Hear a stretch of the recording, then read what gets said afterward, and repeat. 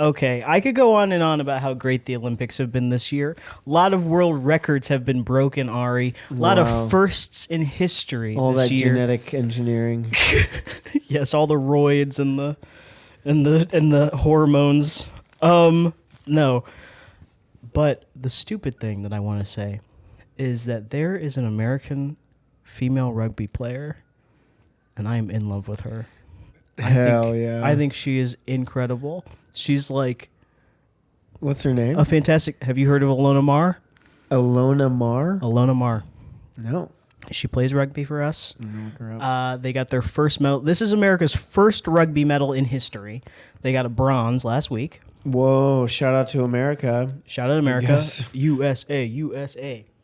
But what's so great about this year that I feel that there's a huge uptick in from 2021, obviously 2021, but 2016 is what I mean. She's a beast. Oh my God, she's so buff. It's crazy. So there's a lot of influencers. Like, so everybody's Gen Z, younger millennial. Right. They're all taking like TikToks and stuff. So she's a huge influencer. she's like responding to people on TikTok. She makes these meme videos. Like, she's funny and also incredibly sexy. That's so cool. Yeah. But yeah, there's a lot. I mean, like, practically everybody is doing it. Like, these videos and stuff. It's great. that makes sense. Yeah. I'm not that kind of poster anyway. Mm-hmm. But I never really thought about that. But it's everywhere. That it would be part of the Olympics. Right. It's great. Is this the first time it's been like this inundated? In my memory, yeah. Oh, that's so interesting. Because 2021 they couldn't really interact, right? Oh, right. So then before that was 2016. Yeah, and I guess 2016 there wasn't really that. Not like this anyway. Yeah. I mean, one, there wasn't TikTok. Right. There wasn't even Reels or anything. Yeah, exactly. Yeah. So, I mean, people were talking. People were like... Could you even have videos on Instagram at that point? Probably not. I mean, they would have had to been like Square or whatever. Like, you would have had to post it with your... I mean, how long have stories been around? Right. You probably didn't even have a story back in 2016. I don't remember this stuff very well. It is crazy that something that feels so ubiquitous and just like part of the world isn't that old. Yeah. Yeah. That's so bizarre. Oh, yeah. There was a great moment where the U.S. the women's gymnastics team, won something. They won whatever. And they all run up to each other and they're like, okay, what videos do you want to do? And there's like footage of them on like NBC chatting amongst each other, like, okay, well, I want to do this one. And I want to do, like, planning their meme template for their medals. They're taking pictures on the podium. Holy shit. I mean, I love it. Like, there's so much. I learned so much about the Olympics. It's also, I mean, I guess it's not horrifying. This is par for the course, really. Oh, yeah. I mean, I view it like anything else. You know, you take pictures when you win anything else. Yeah. And, like, because back in the day, it was like if you were getting any sort of, like, video exposure, it was like an interview. Yeah. And that's kind of out of your hands. Yeah. So the fact that part of their image is in their hands is actually kind of cool. That's a great way of thinking about it. Absolutely. It's great. And I mean, like, are you familiar? I'm obsessed with women's gymnastics. Are you familiar with our pioneers, our leaders of gymnastics? If I name some people, will you know who I'm talking about? Like, when you say pioneers, like from the 70s, the 50s? No, I mean, I said that. I was joking when I said that. Somebody more like Lori Hernandez. No. Okay, that's fine. Lori Hernandez, she's an Olympic medalist. She's retired now. She was commentating. She's got memes. Allie Raisman. That's okay. Her and Lori Hernandez were on the same year, whatever. Simone Biles, Gabby Douglas, all of them. I know Simone. Right. Nice. Yeah. Lori and Allie competed with Simone. Okay. But Allie Raisman did a video the other day about, like, she I feel like is coming at everything from a much more straight perspective, where she made a video that was like 2 minutes long about how gymnastics is scored. She's like, you think it's tens, it's not tens, it's out of this, and blah, blah, blah. And I was like, that's great. That makes it so easy to watch now. I understand what's going on. That is cool. I love that. Yeah. It used to, I think, actually, where I think this is getting me is like, it used to feel so gate kept. Like the Olympics, if you didn't get it, it was just like, guess I have to learn this sport. Yeah. And now in my hand, it's so accessible. Experts are telling me. Yeah. That's fucking tight.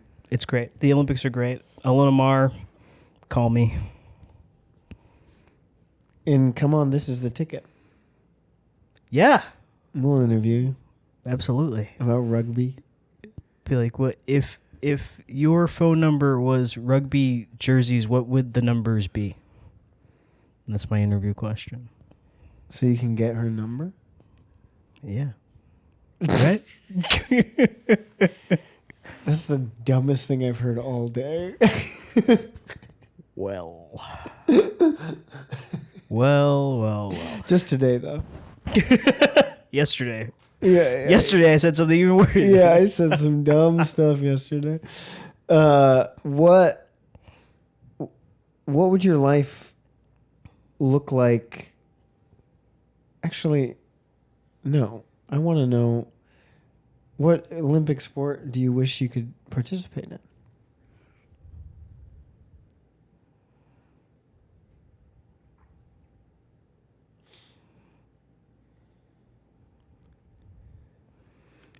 Have you heard of canoe slalom? Slalom? Canoe slalom? What? Is it like bobsleds but water? What is bobsleds? Where they go in the Yeah. Cool Runnings? Yes, like Cool Runnings. Yeah. No. So it has like 3 different things. There's like whitewater rafting. You have to do like a navigation course kind of thing. And then they have one where you like fight dudes in other canoes with like your oars and stuff. I saw dudes like flipping in the water. What? It's called canoe slalom? Slalom, SLALOM. Everybody look it up. I only found out about it the other day from an Olympic influencer. She was like, bet you don't know what my sport is. It's called canoe slalom. And nobody watches it, basically, is what she said. And she was like, but I'll teach you about it because I think more people should watch it. It seems insane. What the hell? Yeah. This looks crazy. Guys are doing barrel rolls. I'm like, what if somebody died? I know that anybody could die doing their sport, but what if somebody died? That seems like the most dangerous one. Well, didn't somebody die doing skeleton the last Winter Olympics? What's skeleton? It's the like individual sled where they're laying down. Oh, Jesus. And they're Somebody going, like, died last incredibly- Winter Olympics? I don't know if it was the last Winter Olympics, but one in my lifetime, a person awful. died. Yeah, straight up died. My mom told me this the other day. She was watching the Olympics when this gymnast was paralyzed, like on TV. Oh, I was like, that would trauma. So now when I watch it, I get scared. But that's the kind of shit that could happen. I don't want to watch the canoe thing and some guy dies. watching somebody get paralyzed though, that's horrible. And then she was talking about how like the media didn't want to like talk about it. Like her country's media didn't want to say that she was paralyzed. That's so fucked because they thought of it as like a sign of weakness or something. That's I don't know. terrible. It's crazy. Yeah, I think I'd rather watch somebody die than get paralyzed. I don't know. I don't know if I would rather. It's just like, yeah, I guess I'd probably rather watch somebody die. Like on TV, yeah, for sure. Yeah. Yeah. Oh God, that's terrible. It is terrible. Man. I was reading about all these banned moves. Some moves are banned for stupid reasons. Some moves are banned because people were horribly injured. For gymnastics specifically? Yeah, gymnastics specifically. What's the most dangerous move?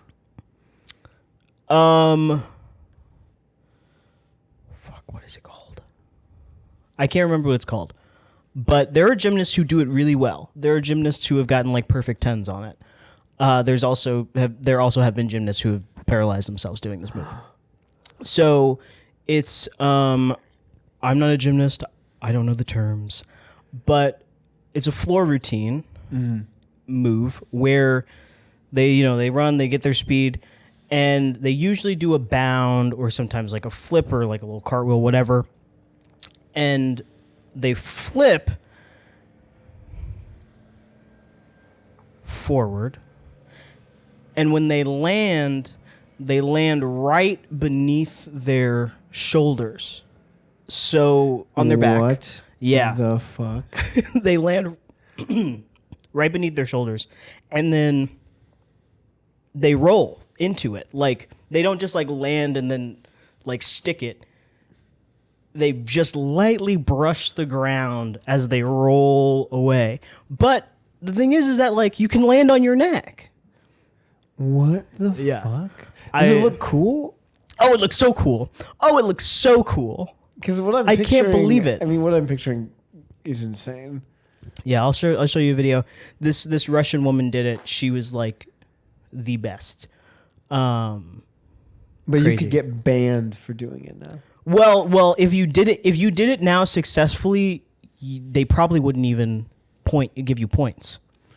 Wow. Yeah, because the move is banned. Yeah, right, I don't think you'd be banned, but you'd be in like last place. Are there underground gymnastics competitions going on that we're like not privy to?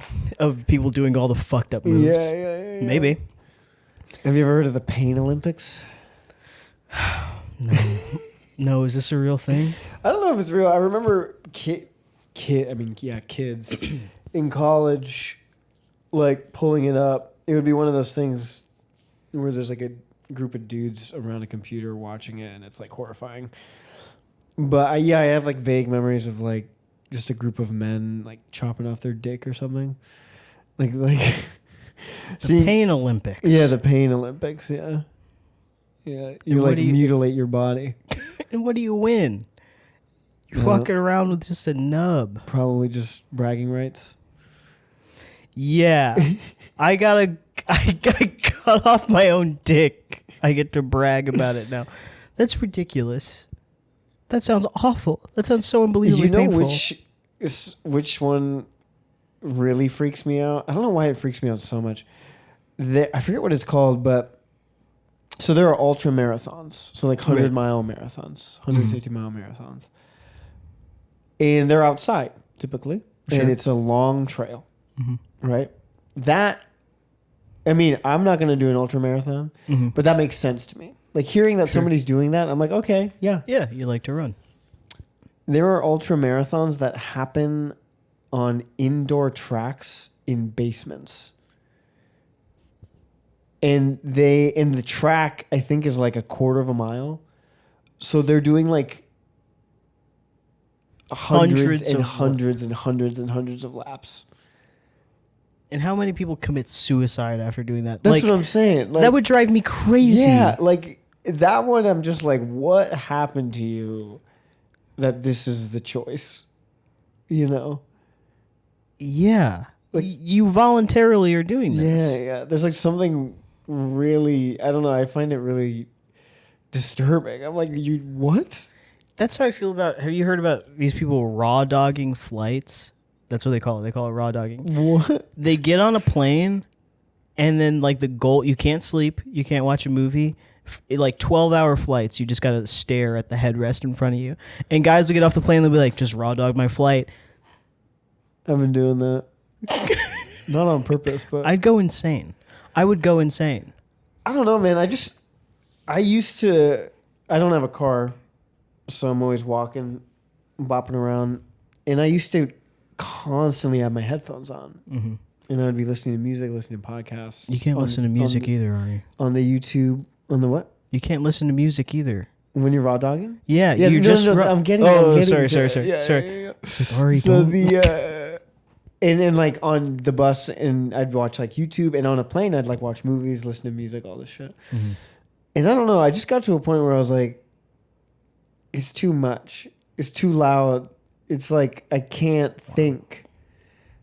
And the last two flights I've been on, I just didn't bring my headphones. You didn't bring them? Yeah. You didn't even take them with didn't you even in take the them with off me. chance that you might Yeah. want to. And then I didn't read. So- I just sat there. How long were those flights? They were like, the shortest was like an hour and a half, and the longest was 4. 12 hours, Ari. I could see myself doing that for 12 hours. You could see nothing. Just looking around the plane for 12 hours. Yeah, it's like meditating. Meditate. Your thoughts are enough, Interesting. man. Like and maybe this is, just because My imagination rules. No, I'm actually. just saying, like, maybe I'm just, dealing with a lot of life stuff right now. I just got my mind wanders, like my mind goes. My mind wanders. I don't know if I could wander for 12 hours. I think my thing is I could never do it because the minute I get on a plane, I fall asleep. It doesn't fucking matter. Oh, they purposely don't sleep? Yeah. You're not I allowed didn't to sleep. realize that. Oh. Yeah. They're like, the whole point is like endurance, I guess. So Yeah, you're I'd not sleep. allowed to. I'm going to sleep. Yeah, of course. Yeah, that's silly. Yeah, but they just like sit there. I don't get it. That's weird. I wonder if is it a jet lag thing? Does it help with jet lag? Oh, I think they're just doing it to be impressive. I haven't heard of any health benefits. It seems annoying. Well, I've heard that fasting helps with Jet lag? jet lag. Yeah. Fasting at what point? So like you get on the plane, you don't eat. So if I'm like going to London, Sure. I don't eat until I don't know how I don't know the specifics, but I'll put it in the show notes. But it's like it just helps you. Yeah, there's some studies that suggest it like helps you just regulate your sleep better. That makes sense. Yeah. When I flew to Australia, what they do is they give you meals at the normal time In Australia. in Australia. Yeah. Oh, smart. But that happened to me where I slept purposely because I don't like flying.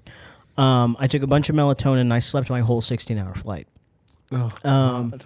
And I woke up. You just feel like shit? No. I woke up, I get off the plane, and it's morning. It's like 9 a.m. And I just rocked that whole day. Oh, sweet. Yeah, it was great. That's amazing. It felt like I had woken up for the day, really. Wow. Yeah, I was so you're in... saying you should be sleeping 16 hours a day? I would love to sleep 16 hours a day. I think I slept 4 hours last night. Fuck. That's a regular for me, too. It's getting crazy. It's getting crazy over here, Ari. I used to do that when I worked graveyard shift at a hospital. No, I don't do nothing except nothing, Well, what a perfect segue into the question I have for you today. I was going to let you choose which question, but I just did. I did. My subconscious chose. Yeah. Great.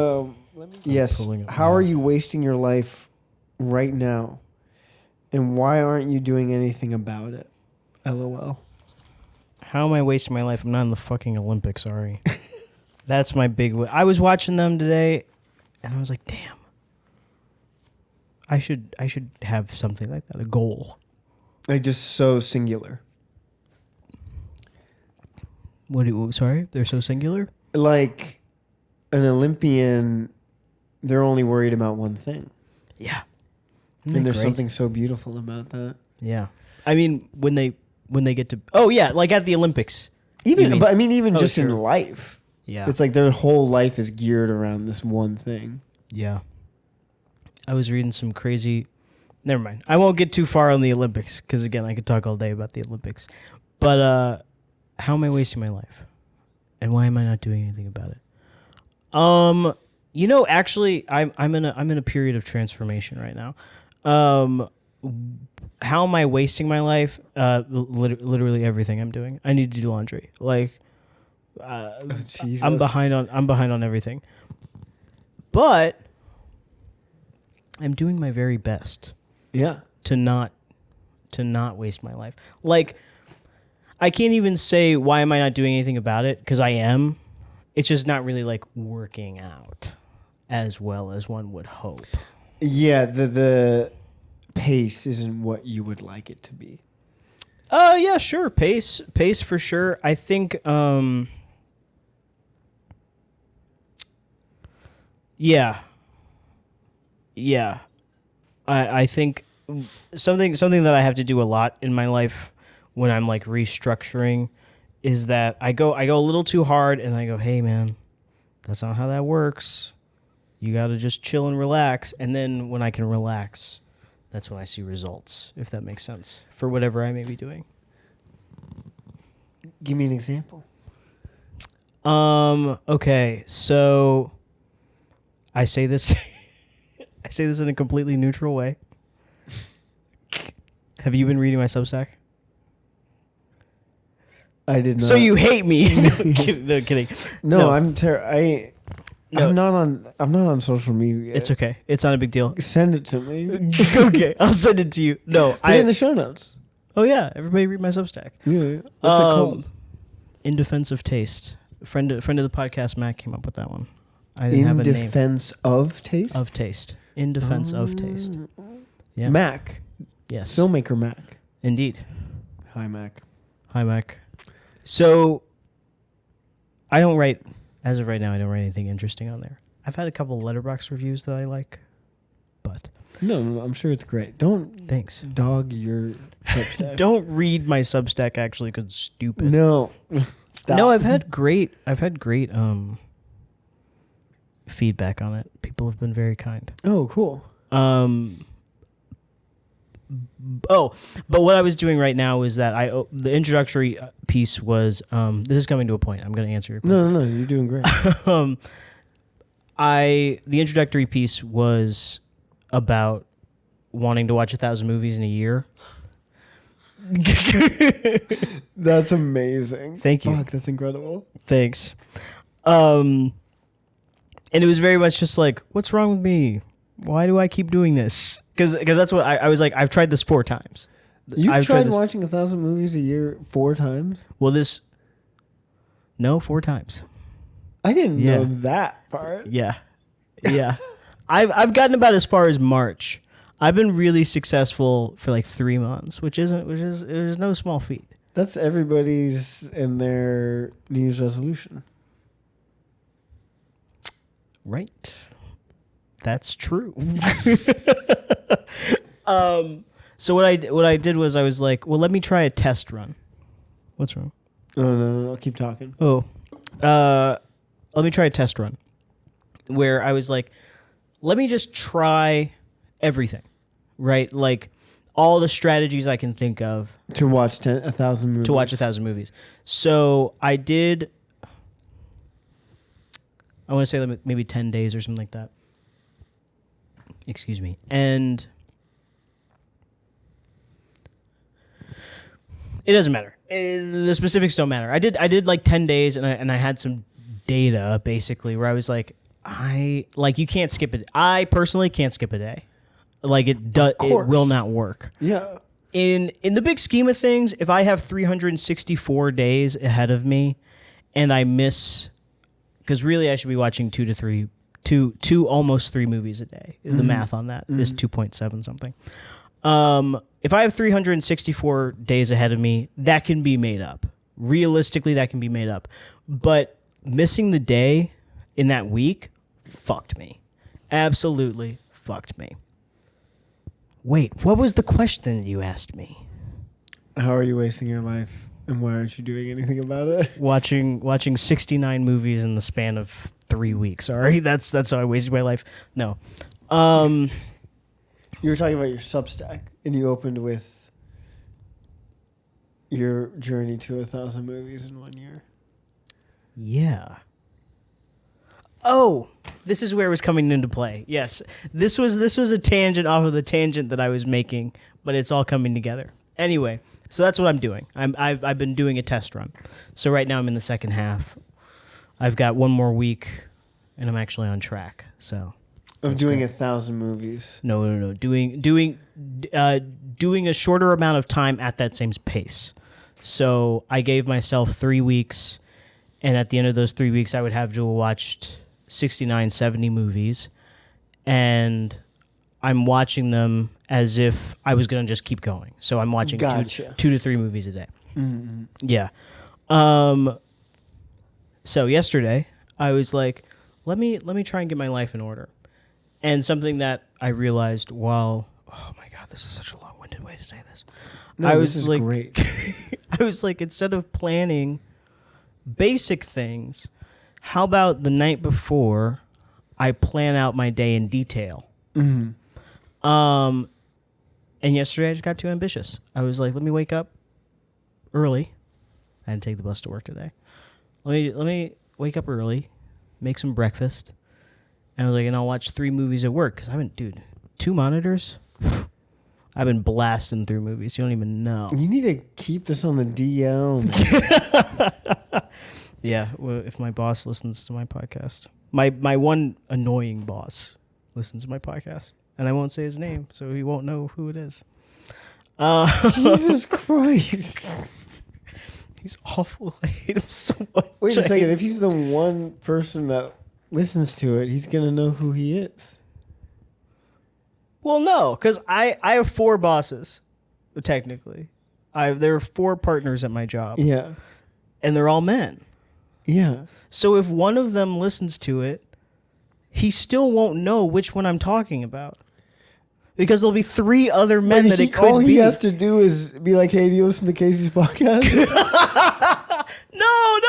It's not about whether or not he listens to it. Like the stats aren't whether or not. I'm not talking about a boss that listens or does not listen to my podcast. I'm just talking about my boss. Do you know what I mean? Wait, so he doesn't listen to the podcast? No. I don't even think he knows that I have a podcast. Worried, you're just saying, like, as long as the one boss doesn't listen to it. No, I was saying in the off chance. In the off chance that he does listen to it, it won't matter because I haven't named him. But all he has to do, I see what you're saying. Yeah. I see what you're saying. That I feel insane. It's because I keep talking about how many movies I've been watching, and I still haven't gotten to my point. So I planned out my day today, and I just got overzealous, but I still achieved a lot. So that's a way where I feel like I'm not doing anything about it. Just the plans and the route that I'm taking doesn't always give me the results that I want. Is what I meant. So I'm working on my life currently. But you feel like that's wasting your life planning, planning overzealously. No, that's like what I've been trying to do to fix my life. How I think I'm wasting my life. I don't spend any time with my family. If we're getting serious about it, I don't know. I'm too focused, not too focused, but I want to change my career, and I've been thinking about that a lot lately. Really, where I spend a lot of time is in the thinking process. Like I'm constantly trying to figure out what I want my next move to be, and like days upon days will go by, and I am no closer to any kind of solution. I'll be like, well, okay, I want to change this, and I'll go, I'm gonna do it, and then I'll just sit and contemplate for like months. I graduated high school, or I took the GED when I was 17, and then I didn't get a job until I was like 19. And that just happens to me a lot. Like I have these chunks of time where I go, wait, what happened to that? Where did that go? And it's just me just sitting around. Mm-hmm. I probably watch too many movies too, but I don't feel bad about that. It gives you joy. Oh, it gives me joy. And something to write about. And something to write. There you go. That's actually been really great. The consistently writing. Like just like great. Film criticism and things. Yeah, that's been great. And you hate film critics. You're the second person to say that to me. I do. I mean, I do. I'm quoting you. I do. I stand by it. I don't consider myself a critic because, one, I don't. Never mind. I'm not going to be self-deprecating. I don't consider myself a critic because I don't feel as though I'm criticizing anything. Like, I don't like the word critic because I don't write reviews. Gotcha. I'm It's more more analysis. Yeah, I'm more of analysis. Yeah. I went kind of hard on a Peter Dinklage movie today, which I feel bad about. But Which movie? She Came to Me. Did you watch that? Is that the one where he's a composer? Yeah. Great premise. Great premise. And cast. Great cast. Actually, I went a little hard on it because I was like, the writing in this is really bad. But then I talked about Marissa Tomei, who gave a really great performance. It was like one of her best performances, I thought. That's a bummer. Yeah. I'm also really rooting for Peter Dinklage. I want him to be everywhere. I love him. I think he's a great actor. I think he's really good. No one in the movie was bad. Just the plot doesn't make any fucking sense. But that's so annoying. The writing is great. Writing's a lot of fun. Luckily, we have Toxic Avenger to look forward to. Oh, hell yeah! With Elijah Wood, right? Yeah. Nice. Directed by Macon Blair, yeah. Yeah. Of, Jeremy Saulnier. He's so cool. He's in Green Room. He's an actor. He writes. He directs. Have you seen the movie he did with Elijah Wood and Melanie Linsky? No, he directed that one. Yeah. Yeah. Great movie. What's it called? It's like I'm thinking of any. I don't feel at home in this world. I don't anymore. feel at home in this world anymore. Yes. Great movie. Yeah, I hear it's wonderful. He takes it to a really genre level, I think. But what I found so enlightening, or like it was a little hand on a shoulder kind of moment. The beginning of the movie, Melanie Linsky's like, "Oh, I have depression," whatever, however they exposit that, and her laptop gets stolen, and she's just like, "What the fuck? Like, why are people awful?" And I feel like that's kind of like when you're at rock bottom, fucking anything, like laptop being stolen fucking sucks. But that's something that's just like, and I'm just going to jump off a cliff because this is fucking stupid. Like, the little things of just people being shitty. Yeah, it can get you down. It can get you down. That there are some relationship therapists that use this metaphor of a bank account. They're saying like your romantic relationship with your wife, husband, girlfriend, whatever, is a bank account. And every positive encounter, every positive experience puts money into the bank account. Mm-hmm. Every negative experience takes money out. And it's like couples that have a really healthy relationship, they can afford to get into really intense arguments because they have this like buildup of positivity, you know? Whereas couples that don't have a buildup, the littlest thing can just lead to an insane argument. Sure. Like you didn't put the salt back on the counter or whatever. Like, and it just launches you into this insane argument. And I think individual lives are the same way. You know, every positive choice, good day, empowering action, it puts money into your bank, your like life account. Yeah, absolutely. And then negative experiences, it's the same metaphor. You guys were listening. There's somebody driving like, fuck, wait, let me go back. Yeah. But yeah, it is scary to be living a life where it's like the littlest thing can just make you spiral. Absolutely. Have you heard that thing about... Fuck. I don't remember what it's called, but like people always use the example of when you go, "Oh, look, cows." I forget what it's called, but there's like a study there's a word for it, which is why I'm so pissed. But there's a study about that in romantic relationships where they're like, you don't have to. Couples who last, whatever their metric was. Are you talking about bids? Yeah. Yes. Yeah. Thank you. Yeah. Yes. So you do know what I'm talking about. Yes. Yeah. It's like I find that so interesting. But you're that comment like, oh look, cows. Yeah. It's kind of like some might say stupid comment, Right. or inconsequential comment. But it's not stupid. I don't. Yeah, it's not. I love stupid. cows. Yeah. And like observational comments are, you're just seeing the world. Yeah. And in the context of romantic relationships, you are bidding for a connection with your romantic partner. Right. And yeah, the relationships that last, the bids are recognized and received and returned. Yeah.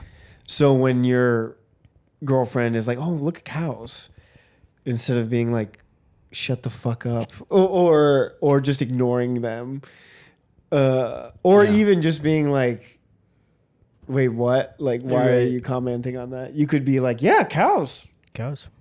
And just those little things, those little interactions matter so much. They do. They add up. I hate to say cows and no one says anything. Makes me feel awful. It's like I'm the only one looking at the cows. You probably are. How many? I hate that. Do you think our show? Or have you ever felt like I've ignored a bid or shut a bid down? No. No, not at all. What did I just say that was the dumbest thing I'd heard all day? What did you say? I said that. Yeah, what did you say? It was my pickup line for Ilona Mar. I said, yeah. If your phone number was rugby jerseys. If your phone number was, what would it be? It's so... I stand by what I said. That's okay. Even though it was a bid. It wasn't a bid. I mean, it wasn't a bid for you. It's a bid for her. Right. I would like her attention. I mean, it's like a bid for just hanging out. Yeah. Couple Me and of you dudes. just shooting the shit. Yeah. As we do. As we do. But so you're wasting your life. I'm wasting my life. But it sounds like you're not though. But I hope not. You're saying you're wasting it by like just being in the thinking phase. Yeah, I throw a lot of time away. But actually, since we were talking about Ilona Mar, this reminds me of something that I recently realized about myself. I almost exclusively self-sabotage myself in romantic relationships. I feel like I'm consistently looking for somebody emotionally unavailable. Yeah, this is I'm not new to this. tale as old as time. Yeah. Yeah. I feel like... Not for just you. I think like... Oh, yeah. You're like, you've been doing that for a long time. No. That's not... No. I know what you mean. Yeah, I definitely don't think that I'm alone in that. But I was just like... But when I watched like Sex and the City or something, I'm like, oh my God, Carrie. And then I was Carrie. I feel you. I've been a Carrie many You've times. all been Carrie. It's easy. It's like being attracted to somebody who's emotionally unavailable. There's something that is soothing is not the right word, but like if you have a fear of commitment or fear of something not working out, somebody who's emotionally unavailable is perfect because it's just not going to work. It's like a non-starter. Yeah. And then you can like put this energy, this like pent up romantic energy somewhere without any actual consequence other than like being... Does this make sense? Sorry. Yeah, no, it does make sense. Talking out of my ass right now. But yeah, that's so interesting. It's so easy to get attached to somebody too. Like Absolutely. The ideas you like project onto them. Yeah. Are you wasting your life in that regard right now? No, luckily. Oh, I see. Yeah. No, I was just thinking about that because I was like,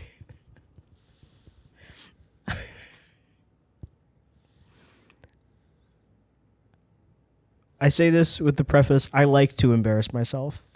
I think it's funny. I'm okay with being the butt of the joke. I have very high confidence in that regard. Ilona Mar, she posts a lot about wanting a boyfriend. Oh, I see. And I was like, I should shoot my shot. And I was like, you fucking idiot. She has 3 million followers. She's in Paris. She's famous. She's an Olympian. And then that's when I looked at, I was like, what's wrong with you? Actually, what's wrong with you? Why would you even do that? Like, put yourself down? No, not put myself down, but what? Exactly that. She's the most unavailable any person could possibly be, aside from probably being dead. Why would I even try?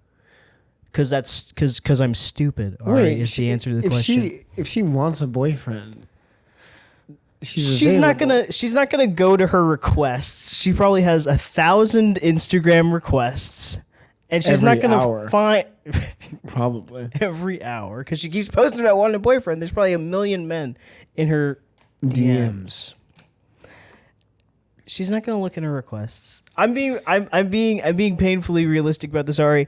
She's not gonna look in her requests of her DMs, and she's not gonna read my message and be like, "Hey, this guy." Right. I'm so little. I don't know if this is quite the same as somebody in your immediate cohort who is actually emotionally unavailable. And you're like shooting your shot. No, it's not at all. But I was like that perfectly illuminated my personality. Oh, in like a nutshell. Where I was like, oh, I've fixated on this person. What is that called? Limerence?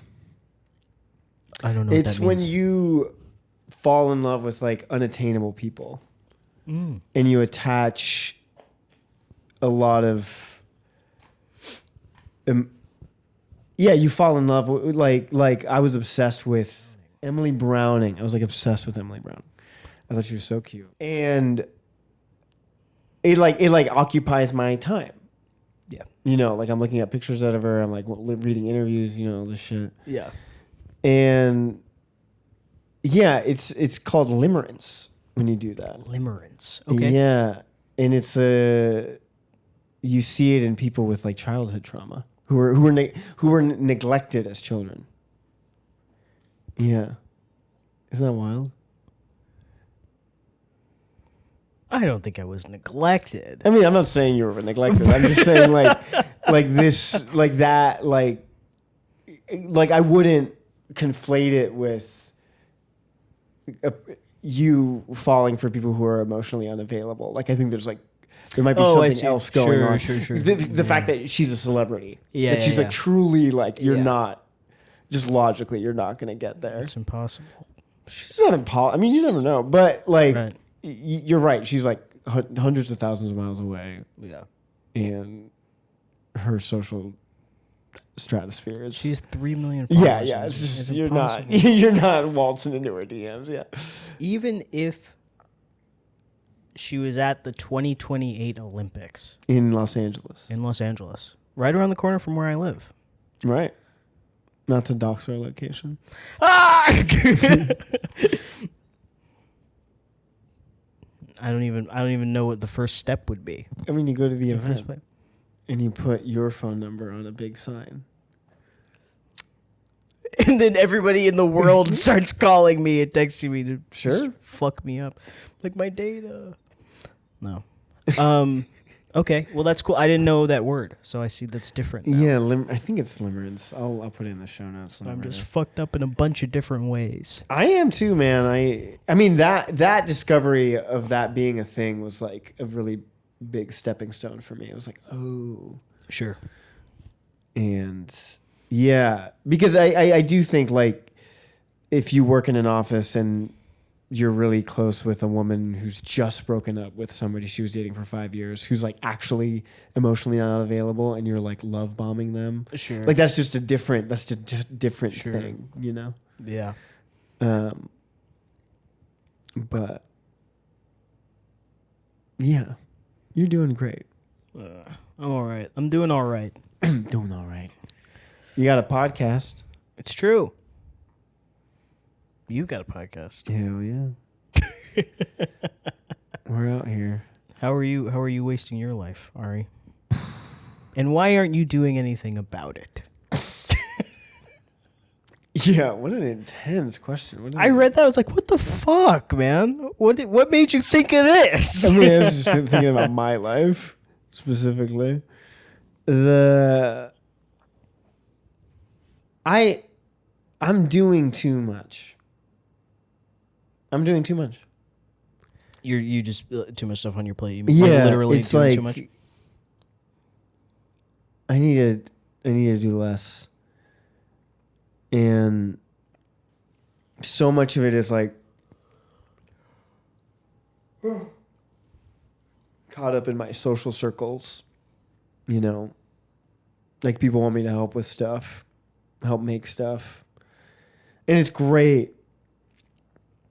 Like, I'm very lucky to have friends who are filmmakers who want to like make things with me. It's incredible. And it's something that I've been trying to achieve for years, to have a community like that.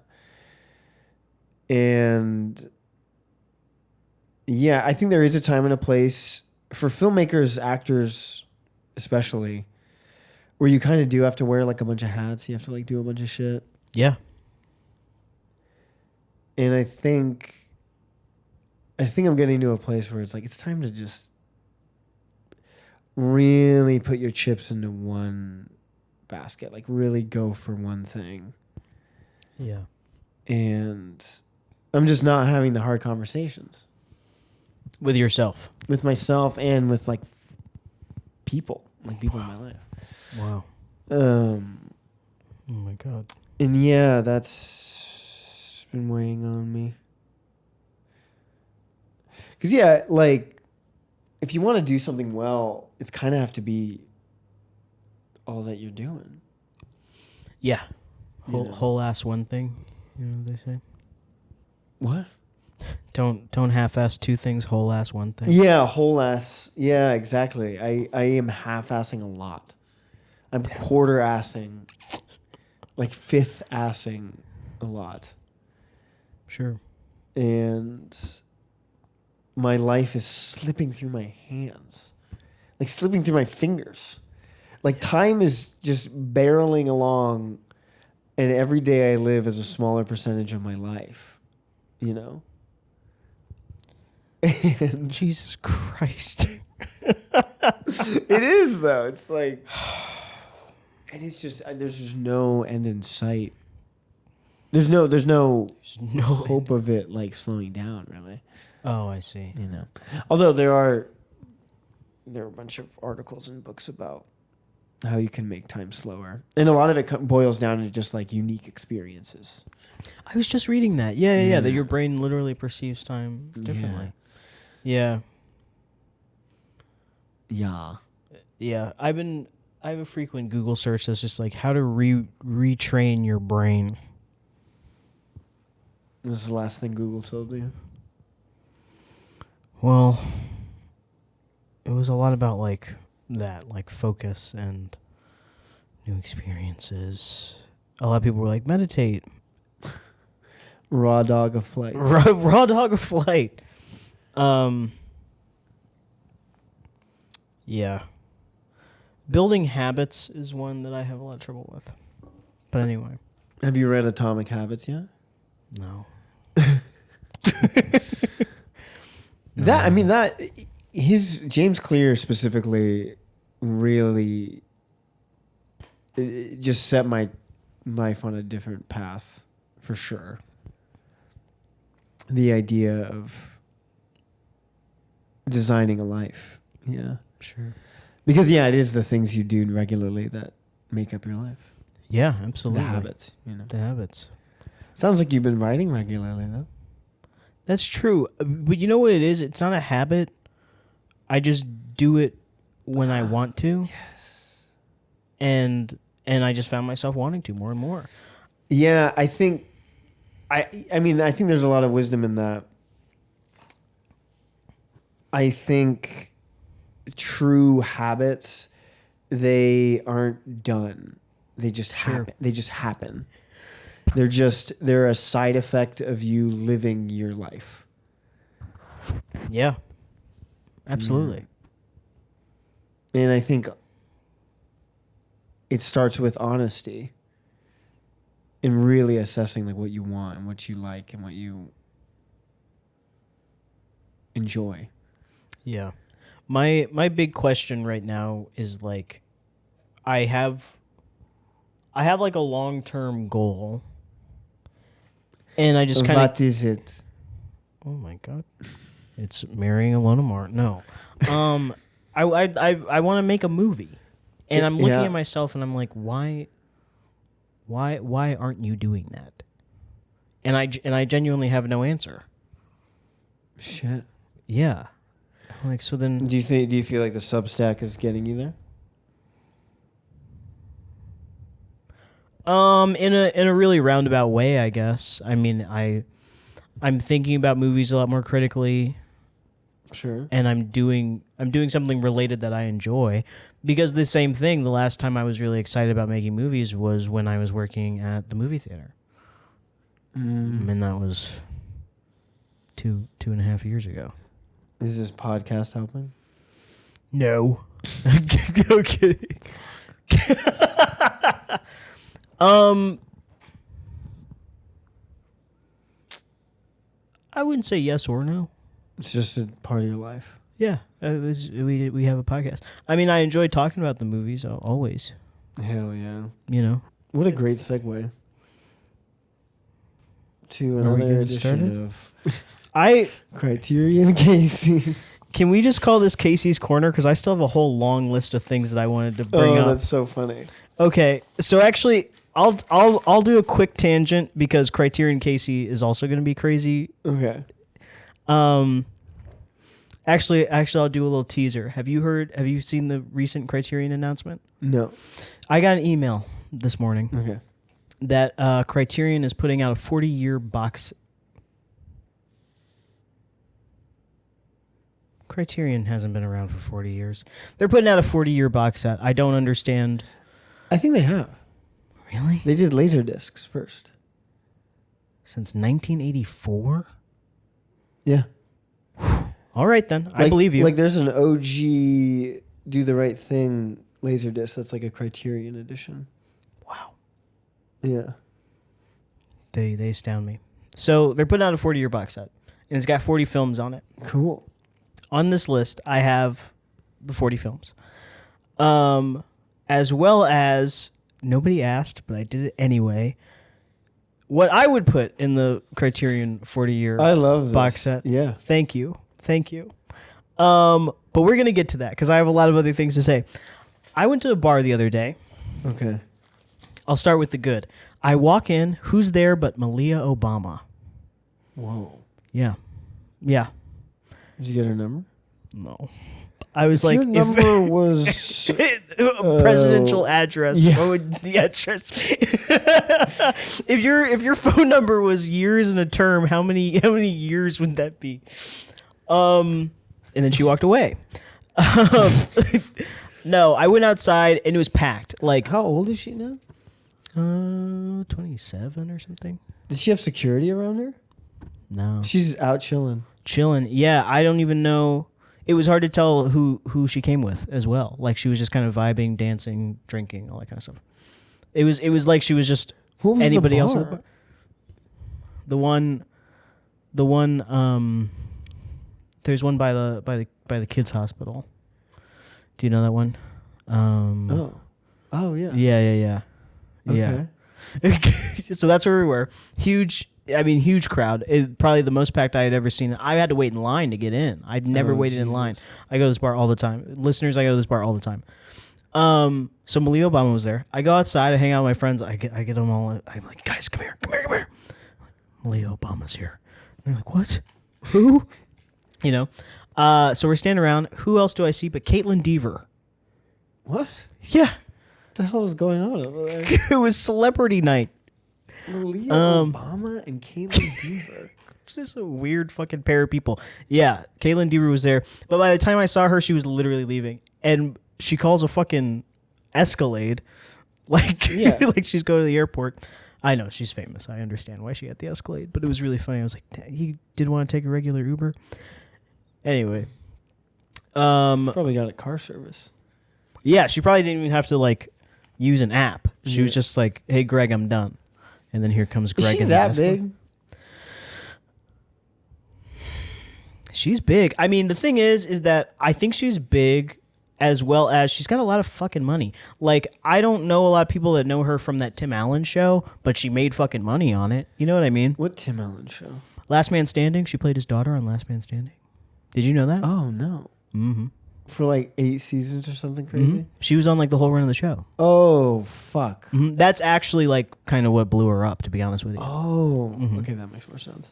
She's in a Hotels.com like commercial. Car service. Yeah, totally. Definitely. So that was like cool. You know, I love seeing celebrities. So I'm hanging out with my friends afterwards. We're just chilling by one of their cars, and this guy comes up, drunk out of his mind.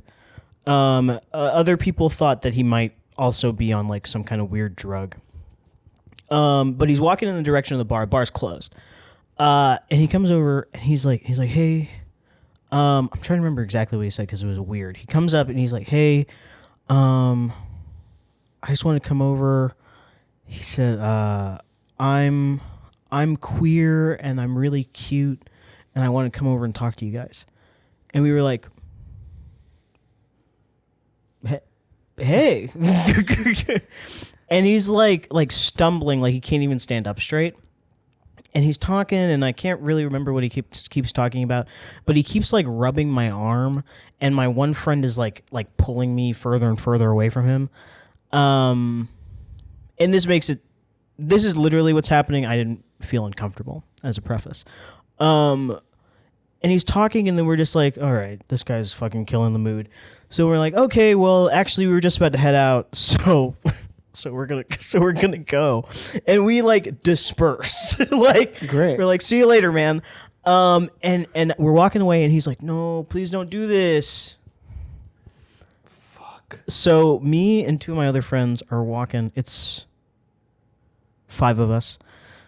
Me and 2 other friends are walking towards our cars, which are like a block away, and he's following us. The 2 other friends are in their car about to head home, and I'm like, dude, I don't want any fucking drama tonight. So, mind you, it's 2:00 in the morning. So our one friend comes back around in her car, and she's like, hey, do you guys want to ride to your car? And we're like, yeah, actually. Yeah. We're walking over to her car, and he's like, yeah, just take us somewhere. And we're like, it's you. We're trying to get away from you, man.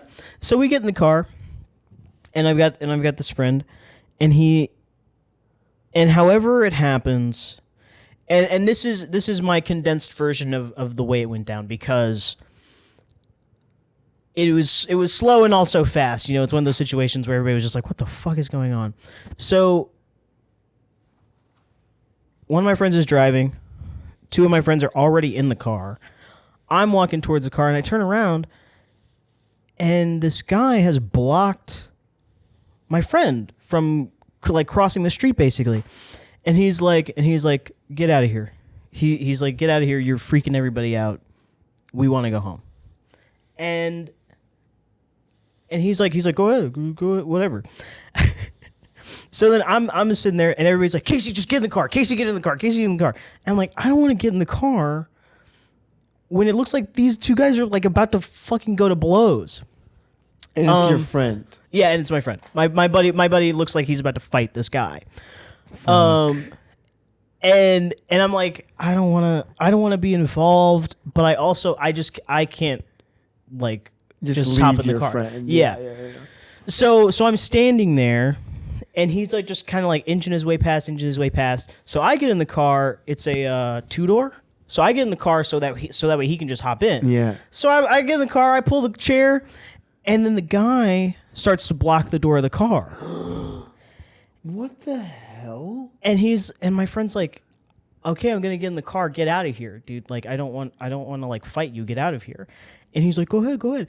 And he's making it to where like he would probably have to like physically touch him to get into the car. Like he's blocking the door like just so, right?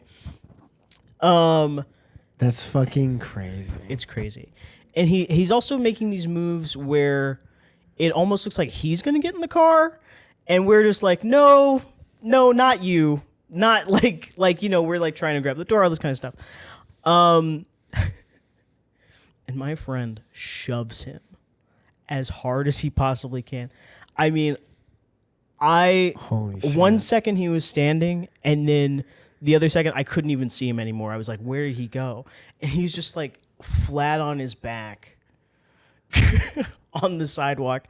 My buddy jumps in the car, and we're like, go. And she's like, I'm sorry. She has to like put it in gear, and the car is turned off. She's like turning on the car. We're like, go, And that was that. And then we all got driven to our cars really fast, and we texted each other when we got home, and we were like, that was crazy. That's Whatever. wild. That's some bad energy. Oh, it was wild. I mean, I go out and I get drunk and I hang out with people, strangers, stuff like that. I've never had anything like that happen. Yeah, that's ever. crazy. Yeah. It was really crazy. It was yeah, I'm a worst case scenario kind of guy. Probably realistically it wasn't as dangerous as it was, but it was like, everybody, then it's just got everybody kind of like frazzled. Yeah, it's spooky. Yeah. There's so many. It's so funny because it's like we do live in this very like. We live in a society. We live in a society. There's just like a delicate. I mean, it's not delicate. It's just like we were talking about cars earlier, and how easy it would be to just like kill people with your car. Oh yeah. And there's all these lines on the road, and it's everybody's following them, but you don't have to. Yeah. There's nothing stopping you from ignoring those lines. Yeah. And when you encounter somebody like that who's ignoring the traffic lines of life, Yeah. that's unnerving. It's like, what do you do? Yeah. Yeah. Because then it's like they're unpredictable. Yeah. Like you don't even know if anything that you can do will work. Yeah. And what if they have a gun? What if they have a knife? Like, yeah, honestly, that's the really crazy fucking part. Like, I just got back from a movie. These guys were talking behind me, and I was like, and what if I tell them to shut up and they shoot me in the face? Like, I'm so sick of like people being fucking crazy. That's what I'm sick of. Yeah, no, that's definitely, and also like there's just some things that I don't want to do. Like I don't want to fight anybody. I don't want to be forced to fight anyone. yeah. And obviously in this scenario, I chickened out. I was like, I'm not doing this. Get in the car. No, you didn't chicken out. That's like removing yourself from the situation is the smartest move. Always, yeah, sometimes every that's time. just what you have to do. Yeah. Yeah, it was crazy. Well, I'm glad you're okay. Oh, thanks. What actor would you cast in that role if you were making a movie out of it?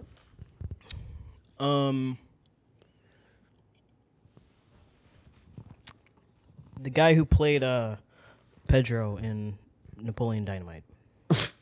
That's literally what he probably had like maybe like 50 pounds on him, but that's what he looked like pretty much. Oh wow. Vote for Pedro. Okay. Moving on. So yeah, I had followed at bar. I've got Olympics again. We don't have to talk about the Olympics. We can. Women's gymnastics. Okay. Crazy this year, dude. Yeah. Okay, firstly, a lot of weird stuff going on. Not even just women's gymnastics. Least weird, these two runners, Sha'Carri Richardson. Have you heard of her? No. She's an American runner. Shelly Ann Fraser Price. Have you heard of her? That's okay. She's a Jamaican runner. They weren't allowed to go into Olympic Village. They were going for training. And the reason behind that, apparently, was that they took private cars. That the Olympics committee has a shuttle that picks up athletes, and they took private cars. So it took a while to get them in. They eventually were let in, but when they came, they weren't allowed. Super weird. Yeah. So the two of them individually took private cars.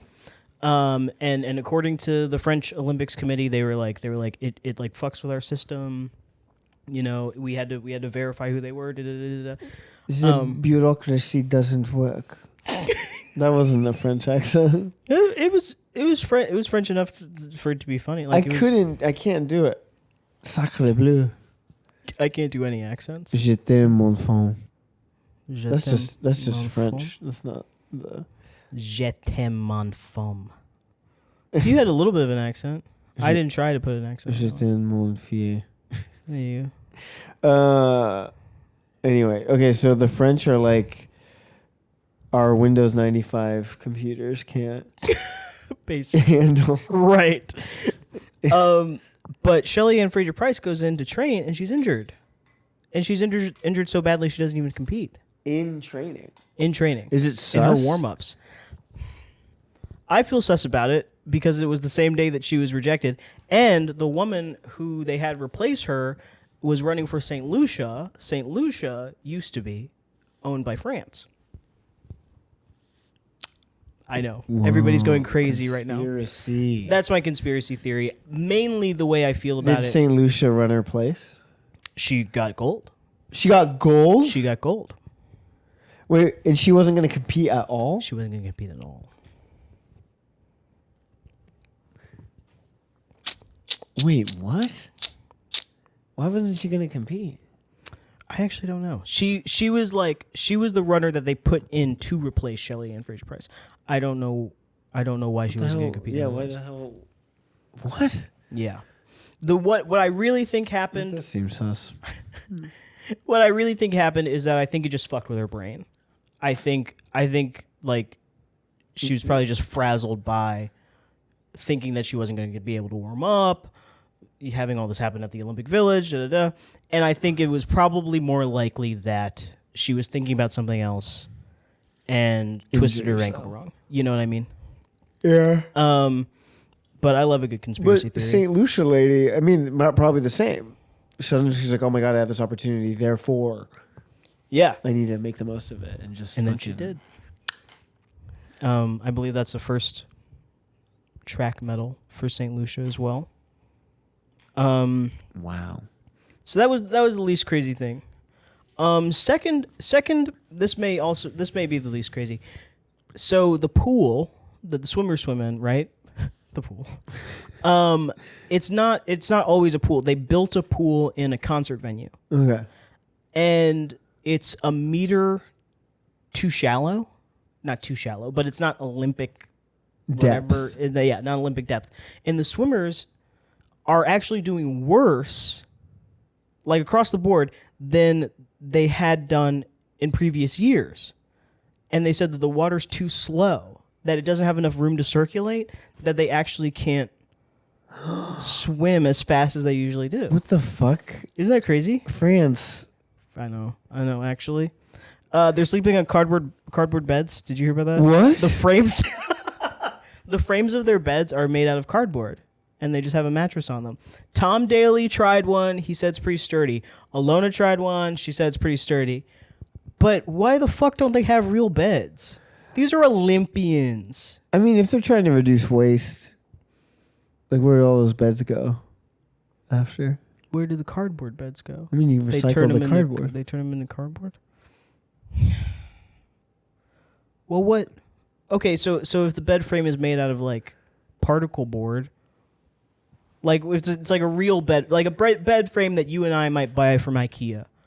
What? You can't do anything with that afterwards? I don't know. I do know. I think making particle board is wasteful. It was invented by a Nazi. Did you know that? That explains everything.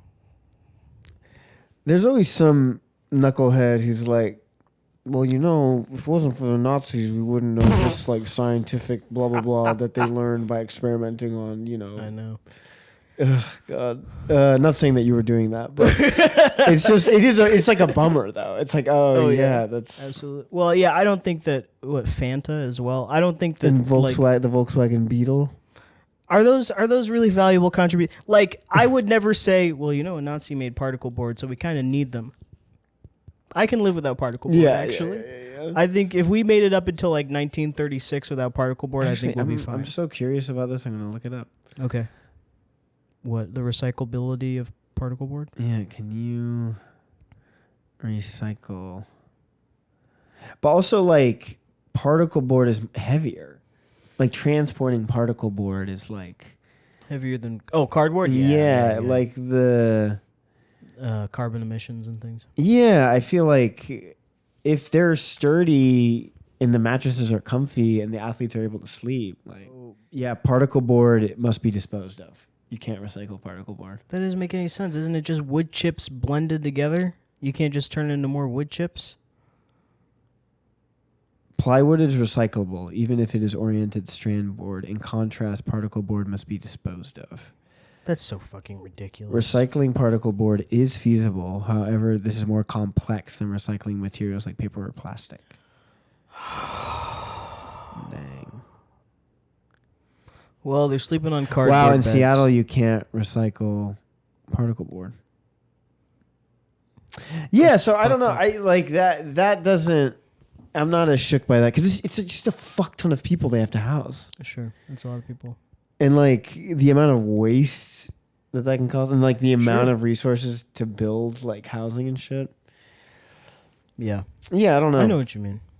I don't. Kudos to you, France. Did you hear about the Seine River? The Seine? Is that how you say it? Yes. I'm not French. The Seine River. Did you hear about that? No. Okay. Not deep enough? Well, probably not now. There's so much Poop shit in it. Yeah. No. Actually, the mayor, I guess. Le maire. Was like, they're going to do the triathlon. And then everybody was like, what? They can't. They can't do the triathlon in the Seine. And then the mayor was like, I'll swim in it. And then she swam in it, along with some other politicians. I don't remember who. And she got sick? No. But everybody was like, this is really gross. And then they ended up doing the triathlon in the Seine, which is really fucking disgusting in my opinion. So it is a sewer, like waste? Yeah. So the way all their gray water? Yeah, it's gray water. Like all of their sewage goes into the Seine. And when the mayor said that it was okay to swim in it, the citizens were like, "No, it's not. In fact, we're going to make it worse." So like in an act of protest, they like took shifts and shat in the river and like threw garbage and waste. Wait, what? To try and keep them from having the triathlon in the river. So I guess now the levels are go even hard. Oh yeah, dude. They're taking shits. Yeah, like literally. actively? I found a website that was okay. 5 to 6. We need 100 people to go and take a shit. Like legit. So triathlon in gray water. Yeah. A funny anecdote was they were showing footage and one of the commentators was like, and this guy, he said that he was going to, whatever his name is, he said that he was going Gaspar. Gaspar. Was like, to prepare for swimming in the Seine, he was microdosing E. coli. He was like, yeah, I stopped washing my hands. Dang. It's like, you want that gold bad, dude. That's kind of tight. Two final things, and then I'll be able to move on to my next point, which is I want to know your opinion on this. So the women's gymnastics team, there was 5 of them. There was 5 of them. One of them is 16 years old. She didn't qualify but when the others competed, she still got a medal. That's all. I thought that was interesting. Oh, that's kind of annoying. Like, I bet that doesn't feel great for her. Like, I bet she's like, ah. I wish I had competed and got this medal. Yeah, interesting. Yeah. Well, that's like Best Picture winner. All the producers get Yeah. a thing. Yeah. And it's like, did you all really do anything? Yeah. Actually. I was reading something about her coach. Her coach is banned from coaching because she's abusive. Like all the rest of them, I guess. Yeah, gymnastics seems... Oh, boy. Yeah. Carrie... Mulligan? Yeah. Love her. Can't wait for her to get an Oscar. She's great. She's great. I think she's great. Sorry. Carrie Strug? She's a gymnastics coach. Is who you're talking about? Well, no, Carrie Strug. She's a big standout. She played for America. She actually fractured her leg, and they had her compete. And there's footage of her. She needed to be carried after her. She did very well, but she needed to be carried after her routine because she couldn't even walk on it. Apparently, she's still. And the coach was like, "You better fucking do this." Yeah, her quote is, she said, "Do I have to do this?" And her coach was like, "Yeah, you do. We need you." Dude. We need you. Yeah. Oh, the final thing Okay. before we get to this, I'm so sorry. No need to apologize. I was like, I can't wait to talk to Ari about this. Final thing, the men's gymnastics team, they were all chosen by an algorithm. Oh boy. Well, let me tell you this. This led to one of the greatest moments in pop culture history. Wait, did they win? I think their team, they got bronze. So the algorithm sucks. Well, the algorithm could have chosen a bunch of people who didn't get medals at all, but the bronze. But that's what it was. Everybody was so skewed. Like, there were a lot of gymnasts. One guy actually. Oh, so it's like the Moneyball of gymnastics, Sure. except it doesn't translate to gymnastics. I haven't seen Moneyball. I'm sorry. It's so. Well, Moneyball is just like the concept. The movie's like named after this concept. It's like gotcha. where you design a baseball team based on the statistics Oh, sure. of like how often they get on base, Yeah, regardless of if they hit the ball or not. Gotcha. So it's like, yeah, it's like it changed the definition of what like a star player is. Sure. Kind of. I don't know anything about baseball, but that's my very layman understanding of Moneyball. But it sounds like they were trying to do that with gymnastics. Yeah, I mean the argument was that gymnasts thought that there was bias. So they were okay. Yeah, they were like, okay, we'll choose you based off of the stats you get. So that, and they were doing all right. I mean, they're still unbelievable gymnasts. And they got bronze. And they got bronze. Well, here's the way they clinched the bronze.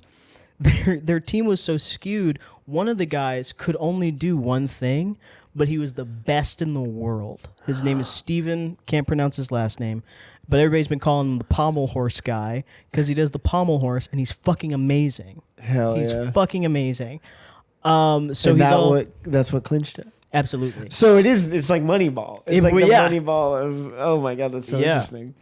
So he sucks at everything else? He didn't even do it. I don't even know if he sucks because when they do the team, I don't understand it, but when they do their team competitions, he was like, what do they call it? Backup. Yeah, he was like, the specialist. They call him a specialist. So he doesn't compete in any of the other things because his score will only bring them down. Yeah. So then when he goes to pommel horse, that's his thing. They're like, dude, lock in. Now get this. He's not legally blind, but he has 2 defects in his eyes. And he takes off his glasses and he gets on that pommel horse and it's fucking killer. And they're like, you don't need your glasses? He says, I don't need to see. Damn. The coldest fucking line. Yeah, and then he did it. He had his individual competition, and he got a medal in that as well. Oh, that's so interesting. So there's team gymnastics, and then there's individual gymnasts as that well compete. as well as all around. So the team will do. So in men's gymnastics, they have 6 events, I think is what they're called. So the whole team will do all 6. Then they have all around where one person will do all 6, and then they hold the medal. And then they do the 6 routines individually to see who's the best at these things. So you could get a gold in just floor. Yeah. Interesting. Yeah. So for all around, can only one representative from every country do that? No, as long as you qualify, like in theory, it could be 30 Americans. You know what I mean? Gotcha, as long as all you have to do is qualify. I see. Yeah. So in the team, they were like, and then in the team, that you are allowed one specialist who only does one thing. I don't think it's necessarily you're allowed or not allowed. You just have the option to do that. Yeah. Wow. Yeah. Wow. Interesting. Who won gold? For the pommel horse? Or the team?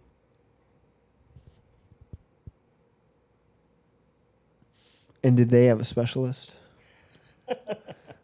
I was trying to think of who was competing against them. I don't know. My bet would be China. Yeah, they If seem you to told me be to guess. the little bit I've watched. They seem to be just killing it. Yeah, they were one guy on the American team couldn't compete. I don't remember if he was hurt or if he was disqualified. But did he do one of them crazy flip things? They were like, no. No, he fell off he might have been injured then. He fell off the Eiffel Tower? He fell off the Eiffel Tower. Fuck. It was really fucked up. He lived, but it was fucked up. No, actually, his story is so interesting. He couldn't go to the Olympics in 2021, and he said, "Okay, I'm gonna just keep training. I'm gonna keep training." He goes to the World Championships. I think he just misses the podium, and he's like, "Okay, I'm gonna go to the next World Championships." So then last year he was injured. He like shattered his leg. Fuck. And his coach was like, "I'm sorry, you're not gonna be able to do gymnastics anymore." And he was like, "No, I'm gonna go to the Olympics." And he trained and fucking trained, and everybody was like, "I didn't even know that was physically possible." And Dang. yeah, obviously he qualified. He made the team, and he was doing uneven bars, and he fell. He just fell right off. He slipped. He wasn't even competing. He was doing his warm ups, and he fell. And I guess he didn't compete. Who replaced him? Great question. I think because it was the team, nobody replaced him. They just didn't have him anymore. Sabotage. Matthew Brody, I think his name is. R.I.P. Matt. He's alive. Yeah, that's the only thing that's fucked up. Like, that'll probably be his last Olympics.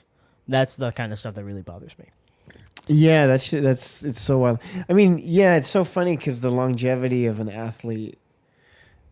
Like some of these athletes are out here, and it's like you're only going to be able to do this like for 2 years before your body falls apart. And then there's other ones where it's like 60-year-olds are doing it. Yeah, I mean, Allie Raisman.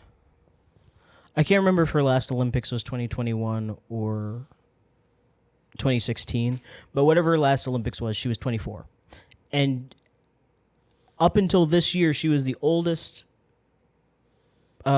American to go in gymnastics. Like, wow. But then this year, there was a 25-year-old, and Simone Biles is 27. Oh wow. And everybody was like, "Oh my God, that's like ancient in all gymnastics." All that HGH. HGH. Human growth hormone. Yeah. I mean, They're just pumping themselves full I of don't it. know. I don't know anything. I've heard human growth hormone actually doesn't. It just like ages you actually. Oh, that sucks. Because it's like if you think about it, like when you have the most human growth hormone, it's like puberty. Oh, I see. Or like growth spurts. So you it's just like- make yourself older with yeah, drugs. yeah. That's what I've Sounds heard. like I don't know if cheap. that's true. I don't know if that's true.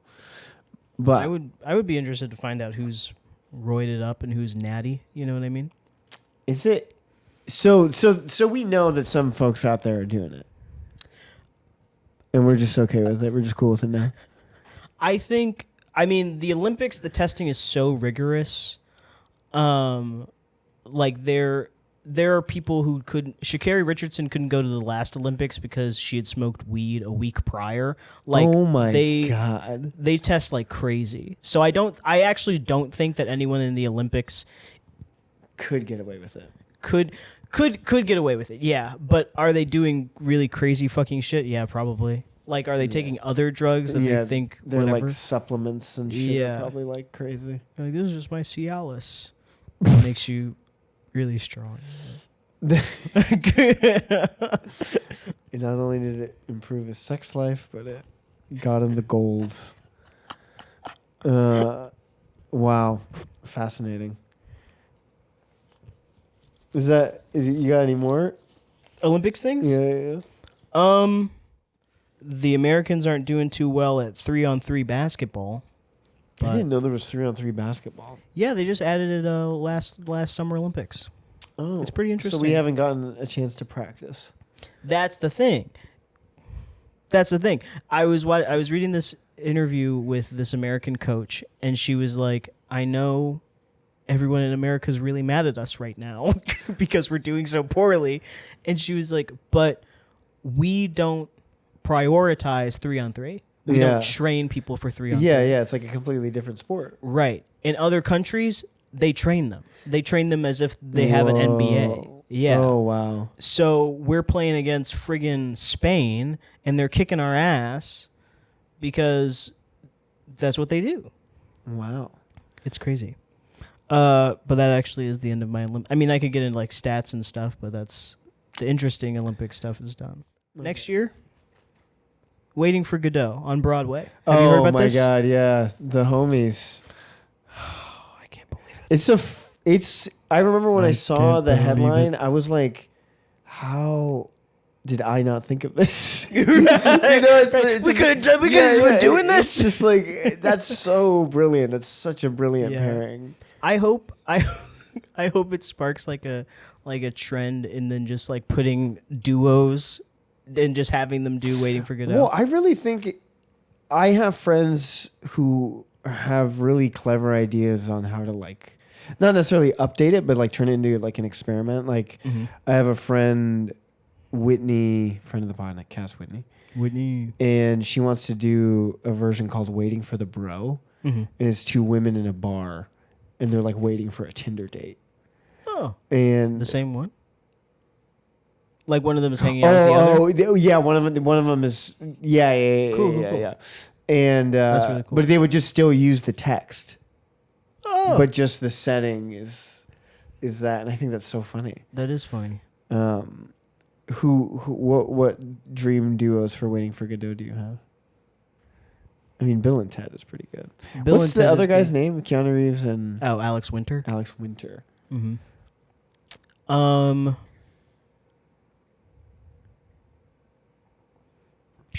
Ian McKellen and Patrick Stewart is pretty inspiring. I think that one's really funny. That is inspired. I don't know. I'm blanking on people for some reason. Dude, it was Steve Martin and Robin Williams. Late 80s. Really? Yeah, there's no recording of it. Devastating. Isn't that an incredible cast? And the person who played the boy is Lucas Hodge, I think. Oh, yeah? No. Lucas Hodge is in Invisible Man. He's the black guy. Aldous Hodge. That's Aldous Hodge. Lucas Haas? Lucas Haas. Yeah. From like Brick. Yeah. He was the kid and he was the little boy. Oh, yeah, sure. In that production, yeah. Wow. So wild. Yeah, who else could be good? Bro, Will Smith and Martin Lawrence.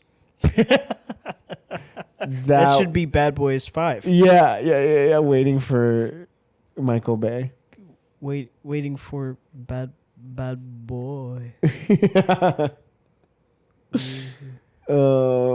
That's what I think. Like, I have this opinion about every franchise that has the money to. Like, if you gave me a Fast and Furious movie, I'm not making it about cars.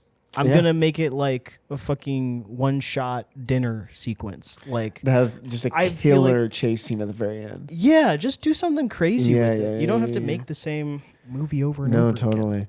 And I love the idea of using a blockbuster to tell or to adapt a piece of classic theater or literature. Totally. I think that's fun. Absolutely. But yeah, Vin Diesel and Paul Walker's dead. Tyrese and Ludacris for sure. oh my god, Waiting for Great. Godot. Yeah, When they're in really space. good. Yeah, Eric Andre and Tim Heidecker or something. Tim Heidecker, Tim Robinson and Eric Andre. Oh my god, yeah. I would watch Tim and Eric, the fuck and then out you of do. that. Yeah. Oh well, that's really funny. Tim and Eric and Tim and Eric. Oh yeah. You could do Tim and Eric and Tim and Eric. What if they did like what is that called? A rotating cast? Yeah. You don't know which Tim and Eric you're gonna get. Yeah. But you always get a Tim and an Eric. Dang. Yeah, That's fun. And And then you could mix up the Tim and Erics. It doesn't have to be Tim Heidecker and Eric. It could be Tim Heidecker and Eric Andre. It could be yeah. Or Tim Robinson and Eric. I can't remember his name, but Eric. Yeah. Weiss something. He's in Master of None. Big guy. Yeah. What's his name? Bob Odenkirk and David Cross. Nice. You could just go down that road. That's good. What like Gen Z? That's interesting. I feel like Gen I've never Z? seen that actually. Like a young Waiting for Godot. It's always like two old dudes. Yeah, young Waiting for Gen Z. Io and Shiva Baby. What the fuck is her name? Rachel Sennett. Yeah. Oh my god, that would be Io and Rachel. insane. Well, there you go. You just cast it. I don't even need to think of anybody. No, I don't know. I can't even think of anybody. Io and Rachel's great. Who from the Euphoria cast would you want to watch?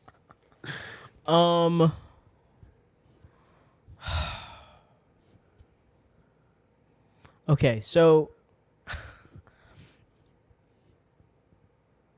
Hunter Schafer and Zendaya is the obvious one. Oh yeah. I wouldn't hate Alexa Demi and Sydney Sweeney. That would be funny. That would be fun. I think that one would be funnier. Absolutely. Absolutely. That's cool. I feel like you got to get what's his name? Jacob Elordi and somebody else. Yeah, who would be good with Jacob and Austin Butler? Two Elvises. That'd be great. That'd be fun. Kaylee Spaney, love her to death. Kaylee Spaney Nice. and somebody, I guess, Kirsten Dunst. Oh, what about like Kate Blanchett and Tilda Swinton? That'd be fun.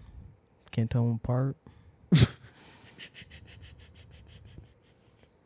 I was trying to think Yes, of somebody you that looks can. like them, and then the third, and then like a third person. You got, I don't know, somebody that looks like them. I But guess. yeah, Sally how do you Hawkins. feel about Keanu and Alex Winter?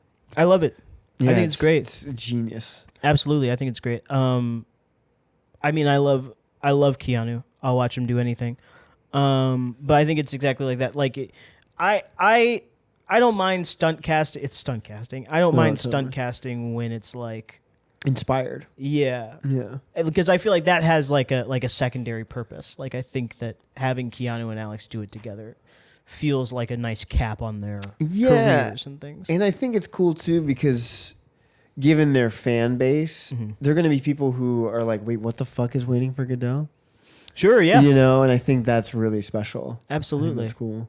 And I mean, they're both good actors, so I don't. Have feel they anything. said anything about like how it's going to be presented? Is it going to be done really traditionally? Or are they going to be like in the hobo outfits with the hats? I haven't seen anything about that. I wonder. Because when I read it, it had just been announced, and they were like, "We don't even know who's gonna direct it," and whatever. Oh, like, wow. so I don't even. It's probably gonna be what's his face, Alex Gold, whatever the fuck. yeah. 20-time Tony winner for adaptations. Yeah. I got another one. All right. Well, not another one, but have you heard about Pauly Shore? Like the comedian? Yeah. What about him? He wants to play Richard Simmons. That's good. So this is here's the fucking crazy thing. So Pauly Shore was like, I want to wait. I'm sorry. Were we done with Waiting for Godot? Do you want me to? Did I cut you off? I haven't actually read the whole thing. Waiting for Godot. Yeah. I just saw a performance like on YouTube once, like 10 years ago. I should really. It's a lot. Yeah. I have a really hard time reading plays. I kind of like stopped. Well, I stopped reading, but reading play like there was a point where I kind of lost like voice. You know what I mean? Like Oh, sure. between reading the action and the dialogue and things. And I was like, "Oh man, this fucking sucks actually." Yeah, So I I took mean a it's break. always better to like experience a play, Absolutely. I think. What was it? Yeah, I haven't read Waiting for Godot. Oh, have you seen Drive My Car? No, I haven't. Fuck. You want them to do Waiting for Godot? No, they do. Oh, so really? like I didn't know that. the lead, Oh. he's an actor who ends up turning to directing, and you see clips of Waiting for Godot and Uncle Vanya, and Right. it looks so fucking cool. It's like, god damn it. But yeah. Anywho, Pauly Shore. Yeah, so Pauly Shore for a long time has been saying, I want to play Richard Simmons in a biopic. And recently this year he said, I'm going to make it. I have plans to make it. I just need to get the funding together, but I've written it. I've already decided I'm going to do it. And Richard Simmons was like, don't. Please don't. Yeah, of course. Don't. And Pauly Shore is like, I'm like reading like all these tweets and stuff. Pauly Shore is just like, Richard, but I love you. Richard, I want to play you so bad. And Richard Simmons is like, don't make a movie about my life. Mind you, Richard Simmons has been out of the public eye forever. He's always been very private, whatever. So he dies, and Pauly Shore is like, Richard, I'm going to miss you so much. I can't wait to make this movie. Yeah. And Richard Simmons' family is like, hey, I don't know if you guys remember, but Richard didn't want this to happen, and we don't support it. Wait a second. Is Richard Simmons a porn star? No, I don't even know who you're thinking of. Richard Simmons is the... Exercise guy. Yeah, the exercise guy. Who am I Who's the thinking porn star? Ron Jeremy? Ron Jeremy. That's what I was thinking Is of. Ron Jeremy still alive? Yeah. Well, see where casting with the devil gets you. Richard Simmons. That's actually really sad because he was reclusive. He Yeah. like wasn't. Yeah, right. Yeah, so literally right now, the whole big fight is just his estate and his family being like, don't make this movie. And Pauly Shore being like, please give me your blessing because I'm going to do it anyway. It's so fucked up. It's really fucked up. It's crazy that you can do that. I guess it's not that crazy, but yeah, Richard Simmons was like, this is it's going to be unauthorized. Is like, yeah, a lot of them are unauthorized. Meanwhile, James Dean's estate is like, go ahead and use his likeness. They love a movie about James. You know what else? Everybody loves a movie about James. I swear to God, I feel like every time I turn around, I mean, it's been a minute, but who played him? Dane DeHaan. Dane DeHaan. Was he the last one? Yeah, with the Robert James Pattinson. Franco. It's so wild. Robert Pattinson is so... I mean, this is going to sound bad. My paper. Is so much more handsome than Dane DeHaan. Like, Dane DeHaan is... As James Dean is hilarious. I haven't seen him. I wouldn't know. I will say he looks good in the poster.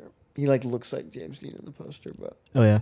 When I watch Dane DeHaan, my first thought isn't Oh, James Dean. Yeah. Sure. Yeah. He's an interesting guy. I loved him in Oppenheimer. Yeah, he's. I like Dane DeHaan. He originated the role in the young boy in Annie Baker's The Aliens. Oh yeah, you were telling me that. Yeah, which is so cool. Oh, have you seen that wild, like, video? I don't know if it was like an audition tape, like what it was, but it's Paul Newman and James Dean. No. They're like flirting. Oh. Have you seen that? Oh my God, yes. Yeah, I saw that a long time ago. It's yeah. so wild. It's like, Yeah. whoa. Yeah. Yeah, crazy stuff. I mean, who said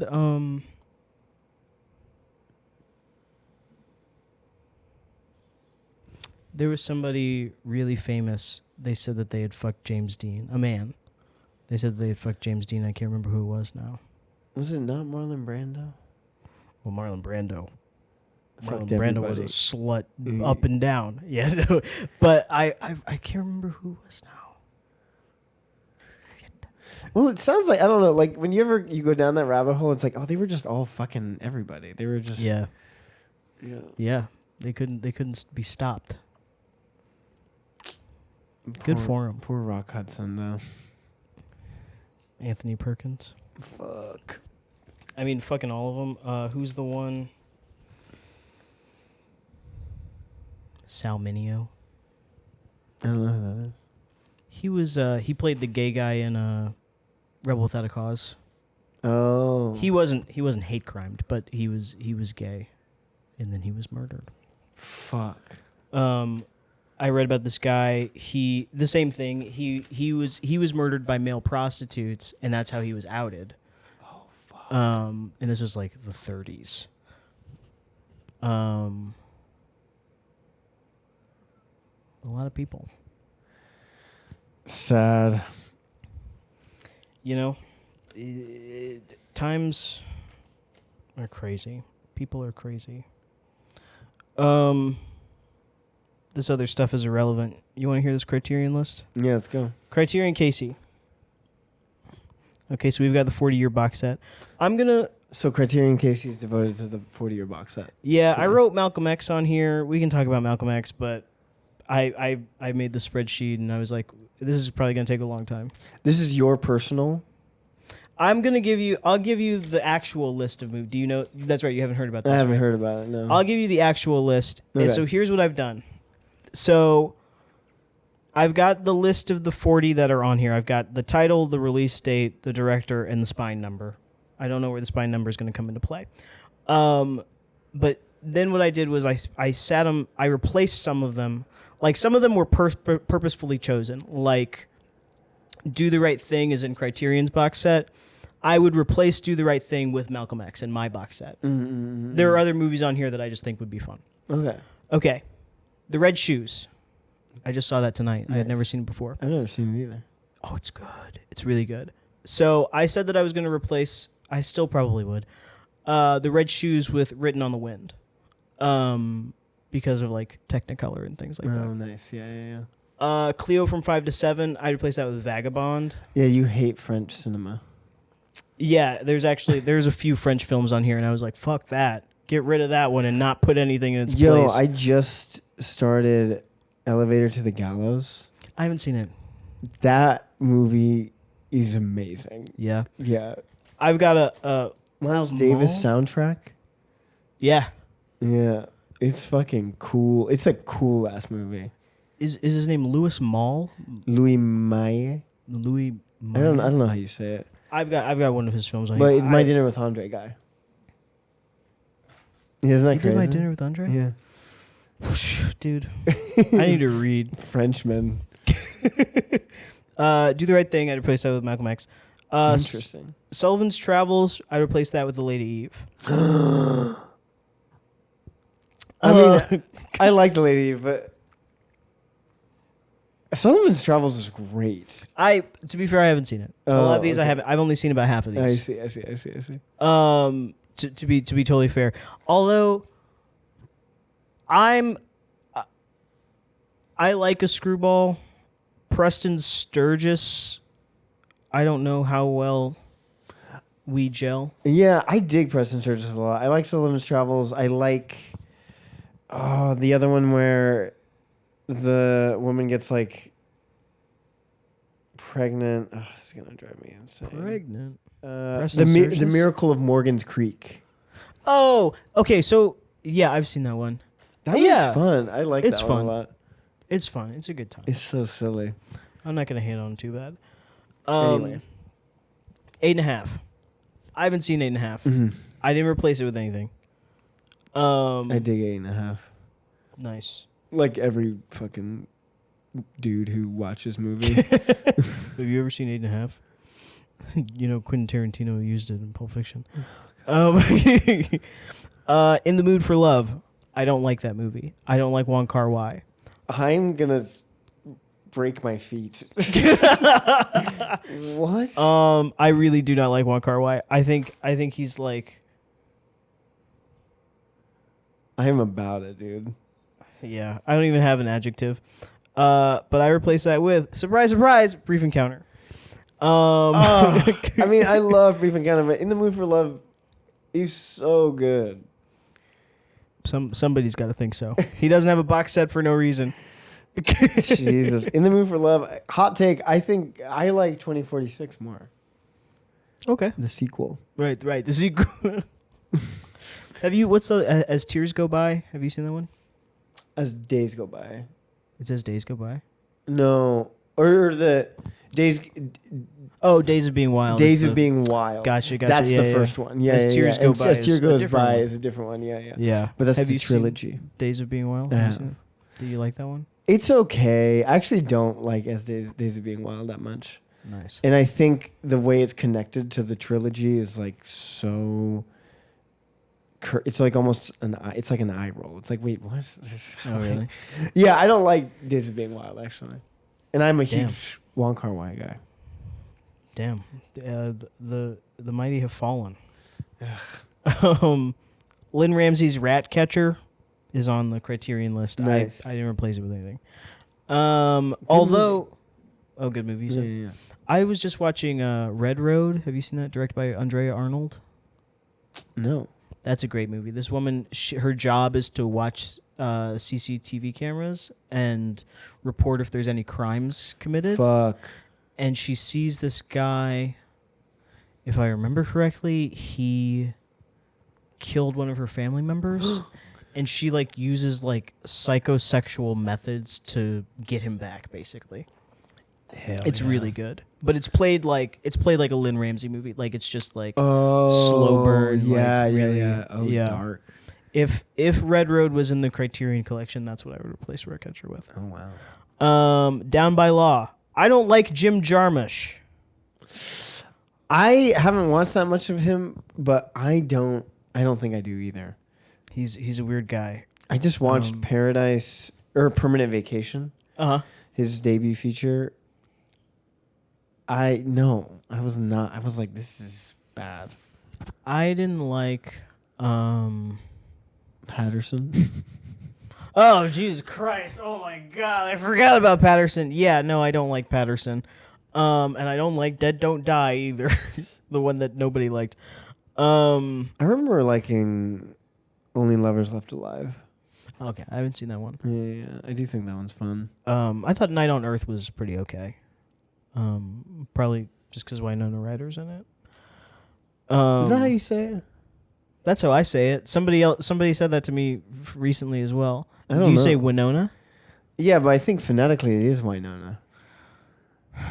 Why no Winona? I don't know why. I just felt like I never even thought about it, to be honest with you. I just thought it was Winona. Well, whatever. We'll put it in the show notes. I replaced that with Blood Simple. Nice. Hell yeah. Thank you. Tokyo Story. I don't like Ozu either. Oh my God. I think he's boring as shit. Jesus Christ. He's always Actually, I like, haven't seen Tokyo Story. I've only seen. Is it Good Day? Good Time. fucking. I don't Good know. Day? The one with the little kids who want like a TV. Oh my God, it's so good. It's so good. Oh, Yeah. I've seen. Have I seen Tokyo Story? What's the one I've seen? I think I've seen Tokyo Story. I'm so scared to watch Tokyo fucking Story. Bored. Well, don't worry about it because it's just boring. You'll It's just be scared so that you're gonna sad. fall asleep. Hot No, takes. I know. I'm full of them. It only gets worse from here. No, I'm kidding. 3 Women's on there. We already talked about that. I didn't love it. But you're not replacing it. I am replacing it. I'm replacing it with Mulholland Drive. Oh, okay. Yeah. I can dig that. Thank you. Some of the connections are there. I think some of the connections are stupid. Battle of Algiers. I haven't seen it. I haven't seen it. That's one of my dad's favorite movies, like of all Really? time. Yeah. I know so many people that love it. I'm like, damn, really? Is it all that? Yeah, I can't. I need to give it a shot. Cramp in my leg. But I did replace that with The Thin Blue Line. Never seen it. Ooh, it's good. It's good. It's like, I mean, he's using like noir filmmaking, Cool. and it's like 80% reenactments. Oh, that's sick. It's really great. And it saved that guy's life. A Woman Under the Influence. Okay, I don't love A Woman Under the Influence, and I was going to replace it with Husbands. Are you not a John Cassavetes guy? I've heard Husbands is really good. Husbands is really good. I like John Cassavetes. I don't love his movies, but they do really stick with me. Yeah, that's how I feel too. I was going to replace it with Husbands, and then I was like, but Jenna Rollins isn't in Husbands. Right. So I'm going to keep Woman Under the Influence. You're not going to put Mikey and Nikki in there? Because isn't she in Mikey and Nikki? She's in for like 2 seconds at the end, isn't she? No. Am I thinking of the right lady? Jenna, the woman, she's the titular woman under the influence.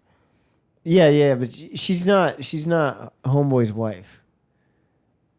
Isn't she John Cassavetes' wife? She might be. I remember. Is she the prostitute? I can't remember. I haven't seen that movie in years. I remember, what is it? Peter Falk goes home and John Cassavetes is like banging on the door, right? Yeah, that's Jenna Rollins in the I think home. so. Oh, I think then she's she the one is in the only home. like 2 minutes. I think so. That ending is devastating. Ugh, Mikey and makes Nikki me is sick. like the most fucked up movie I've ever seen. It's so. It's like, damn, are your friends just like out there? That's a great movie. It's a good movie. I love Elaine May. She rocks, man. She's a great fucking What a director. filmography, dude. Oh yeah, four of the best movies ever made. You're crazy. on Yeah, that one. man. Her You're filmography crazy. rocks. She was supposed to be making a new movie. I can't. Yeah, with Dakota Johnson. yeah, with Dakota Johnson. I'm like, dude, where is it? Yeah. Where is it? I'm Apparently- ready. I bet Dakota Johnson did Spider. Wait, what is it? Oh, Madame Web. Jesus Christ. Madame Web. To get that Ellen May movie going, and then Madame Web sucked. The L.A. name movie. Is that what you said? The Ellen May.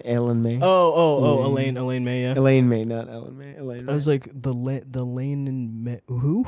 Yeah. Ishtar is fucking crazy. You've seen that? Ishtar's good. I like Ishtar. Yeah. I hate that. Like everybody goes, well, Ishtar's bad. It's like, no, you heard Ishtar was bad. Yeah. Ishtar's good. Yeah. Sorry, continue. I'm No. derailing your list. No, what about Ishtar? Oh no, I just think the casting in that is so inspired. Totally. Because Dustin Hoffman is playing the role that traditionally Warren Beatty would play, and vice versa, and I think that's so fun. Absolutely. Yeah, she's a real genius. My Own Private Idaho. I don't like that movie either. Oh, So- hot take! My goodness. A lot of these, I was looking at it, and I was like, oh, mid. Like nobody wants this box set. This seems like such a populous. That's really how I feel about it. And I was talking with one of my other friends about it, and they made a really good point. They were like, if you follow Criterion, you probably already have a lot of these. Right. Why would you get the box set? I mean, because I know I have Do the Right Thing. Well, I'll get there. From where we are, I have Do the Right Thing. But also a lot of these movies I don't like, so I wouldn't buy them in the first place. My Own Private Idaho, I'm placing that with Desert Hearts. I feel like that's relatively. It's Never not. seen it. I was hoping it's good. It's good. This woman, she divorces her husband. She goes to Reno, but where she stays in Reno is like a lesbian commune, Hell yeah. and then she falls in love with this woman over there. And that's the movie. And it's just like they drive around in the desert. Hell yeah. Jules and Jim. I don't like the French. I didn't replace it with anything. Jules and Jim. Kill, Mary, fuck Jules, Jim, or Katrine. Whoever the fuck those people are. Okay. Fuck me. I haven't seen it. I know what you're talking about. I haven't seen it. You don't have to answer. What's her name? Anna Karina? Anna Karenina. Well, no, sorry, not Anna Karenina. But, no. But it's what everybody. It's when people fuck it up. Right, yeah, right. Yeah. Is it Anna Karina? Is it just Karina? I thought it was Karina. She's hot. She's hot. Continue. Rest in peace. Naked. Don't like it. Secrets and Lies is what I replace it with. Nice. Okay. Yeah. Thank you.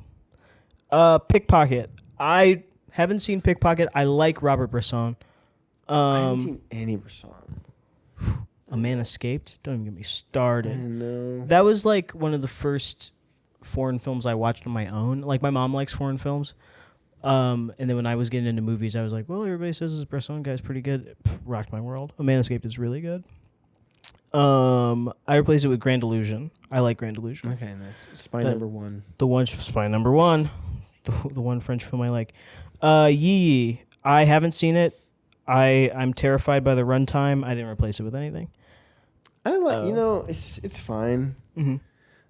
I feel like when you get into its groove, it's like quietly devastating. But if you're not in the groove, Sure. it's just like boring. Sure, that makes sense. Bicycle Thieves. I haven't seen it. Woo! That movie fucked me up. Really? Yeah, sad movie. Who did the one about the donkey? Balthazar? I don't know. That's fine. I replaced that with Knights of Cabiria. Hell, Thank you. Ace in the Hole. I seen it. I like it. I didn't replace it with anything, but I probably wouldn't keep it either. you're not gonna put Some Like It Hot or Double Indemnity, or Double Indemnity's not in Criterion. Double Indemnity is. Oh, it is. I don't really like Some Like It Hot. I thought about Double Indemnity, because obviously, but I was like, I don't really know how much of a parallel it is for Ace in the Hole. Like, I feel like but it feels like they're just putting a Billy Wilder in there. Yeah, I couldn't. It was hard to tell if like it's in there because for like satire or if it's just like here's another Billy Wilder. Like I was like, I don't really know what to do with this. Mishima, Life in 4 Chapters. I haven't seen that. I like Paul Schrader. It's insane that he made that movie. It is insane that he made that movie. Like that's the one. I was watching Touch today. Have you seen that? Christopher Walken. Okay, Conchata Ferrell is like abused by her husband. She's blind, and he's like yelling at her, destroying all her stuff. Skeet Ulrich goes over there and cures her blindness, and Christopher Walken sees, and he's like, "What the fuck? I think this dude can perform miracles," and he hires Bridget Fonda to flirt with him to find out if he can perform miracles. And she's like, yeah, he's like actually the second coming. And also I think I'm in love with him. I'm not going to help you anymore. And this, it's like, what the fuck? It's crazy. And I love it. Is this a Paul Schrader movie? Yeah. Yeah. That religious bastard. I know. God, Tom, he fucking loves Christianity. He's like got the stigmata. He's like spilling blood on people. Like, and he's great because Skeet Ulrich. He's great too because Bridget Fonda's like, did you just cure that kid? And Skeet Ulrich is just like, yeah, well, it's just kind of something that I do. I don't know how to turn it off. And she's like, what the fuck? Wow. Yeah, it's crazy. But he's a weird guy, Paul Schrader. I'm into it. I like him. He's fun. Mishima, I've never seen it. I replaced it with Grey's Anatomy. The Steven Soderbergh movie. Steven Soderbergh. Yeah. Indeed. Interesting. House. Okay. I like House. Wild movie. Have you seen Jigoku? No. Great movie. This guy, he hits somebody with his car, and then he like a doppelganger version of himself. Oh, I've heard of this. Yeah. Brilliant. The effects are amazing. Like House I think is fun. It's a great movie. The effects are great. But Jigoku I think is a little bit more like thematic in the way it uses its effects. I don't think House is supposed to be scary, but I think Jigoku's scary. Hell yeah. Night of the Hunter, I'd keep that. I love Night of the Hunter. I don't even really like it, but I was like, it's a movie. It's a movie that I feel like everybody should see. Yeah. I think it's crazy. Yeah. It's a good movie. Sweet Smell of Success. I've never seen it. I hate it. Oh, really? I hate it. I think it's so fucking boring. Whoa. Hot take. Hot take. I'd replace it with All About Eve. Hell, oh. Thank you. I love All About Eve. Love that movie. Yeah, that movie's so good. Love that movie. I hope this is entertaining for listeners. I'm just naming movies. Sunday Bloody Sunday. I didn't do anything with that one. Never I haven't seen it, but I haven't replaced it either. Okay, Weekend. Jean-Luc Godard. Not to be confused with the other Weekend movie in the Criterion Collection, directed by Andrew High. Oh, I didn't know that was in the Criterion. I adore that movie. It's good. It's like one of my favorite debut feature films ever. Favorite debut feature films ever. Yeah. I think like aspiring filmmakers today should watch Andrew. It's High. Andrew High. I thought it was High. I don't know. I've never Andrew heard anyone say Haig. Andrew High. it. Haig. You should watch Weekend. I think it's such a Weekend. brilliant use of low budget filmmaking. Yeah, that movie rocks. That should be in the 40. Go off. Yeah. I replaced Weekend with Umbrellas of Cherbourg. Nice. Standard. Totally. I'm surprised that isn't in the 40. That's my thing. The selection they got here is a little strange to me. On the Waterfront. I haven't seen it. I haven't seen it either.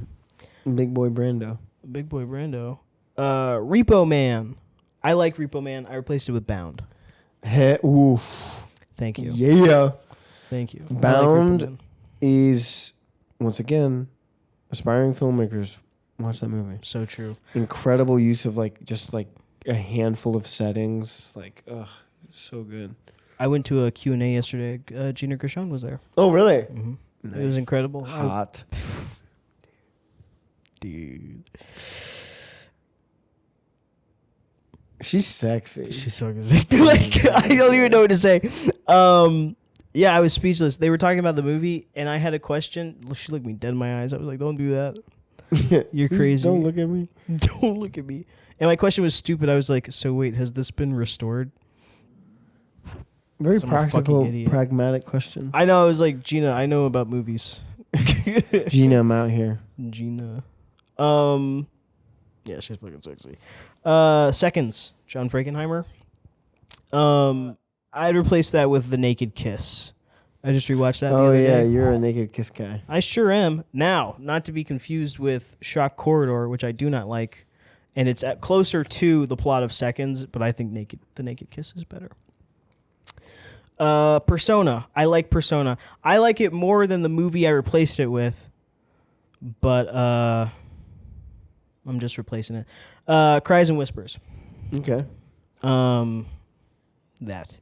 Y Tu Mama Tambien I'd keep. Nice. All That Jazz I'll keep. Nice. La Cienega, I haven't seen it. And I don't know enough about Argentinian cinema to... Yeah, I don't know anything Replace it. about La Cienega. Me neither.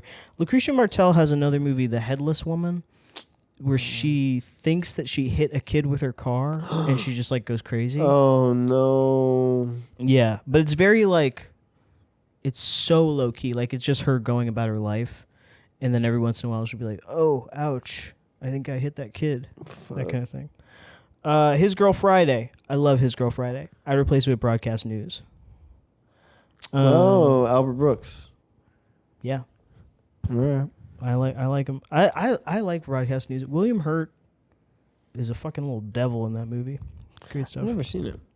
Oh, it's good. Dude, Albert Brooks was the man Yeah, back in his day. I didn't realize that until recently. it's crazy. He's got 4 films in the Criterion Collection. Really? Yeah. Oh yeah.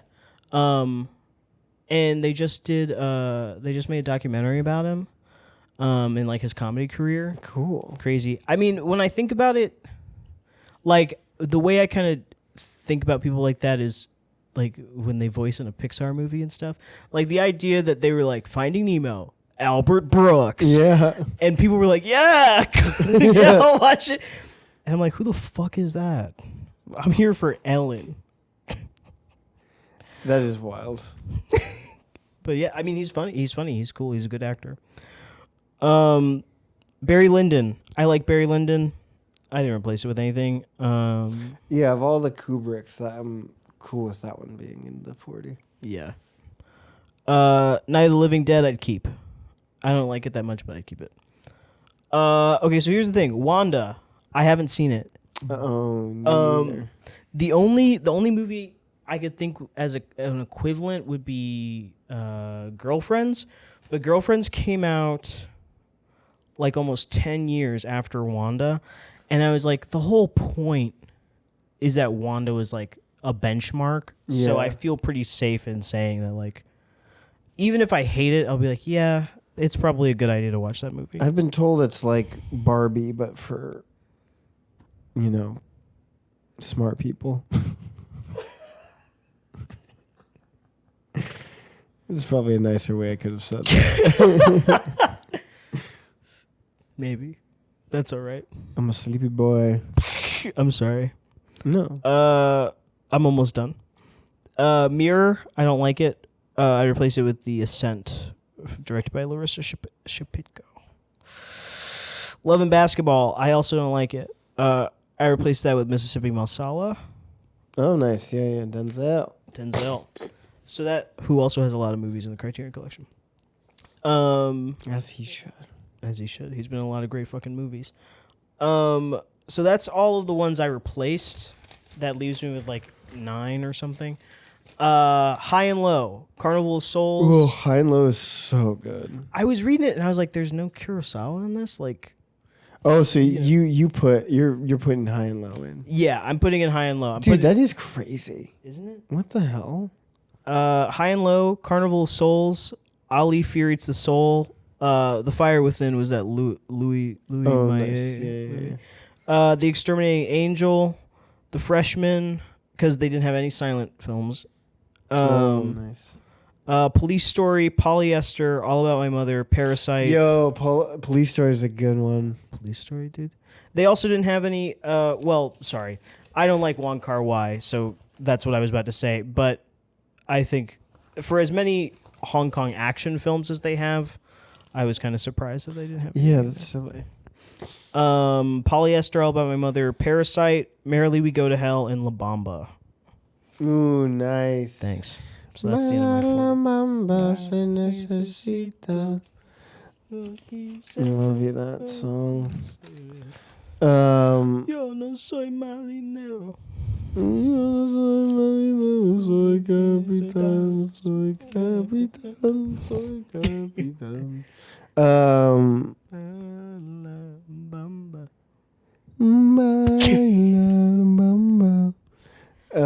Anyway. Hell yeah. I like your 40 better, honestly. Thanks, man. I would sub in Double Indemnity though, and I would keep Wong Kar-wai. But otherwise, solid. Thanks, man. Is He Got Game in the Criterion? No. That's stupid. I love He seen it, Got Game. I love He Got Game so much. Well, all right, everybody. Thank you so much for listening. Thanks for listening, everybody. What a full episode. I know, I didn't stop. And I have a poem from a collection of poetry called Salt by Nayyirah Waheed, I think. This is a book of poetry I was really fond of in college. But since then, a lot of people have been like, that book actually sucks. Damn. And I don't know why. I mean, some of the poetry is like heavy-handed and a little corny, but some of it still hits. So, yeah, this is a poem called Home by Nayyirah Waheed. There is you and you. This is a relationship. This is the most important relationship.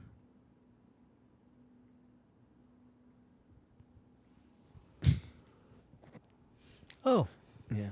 that's sweet. Short and sweet. Short and sweet. That's good. That's a good poem. I understand it. Yeah, yeah. I like that one. Very sweet. Well, all right, everybody. Thanks for listening. My name is Zari Wojciech, My name's Casey Young. and this is The Ticket. Woo. Good night.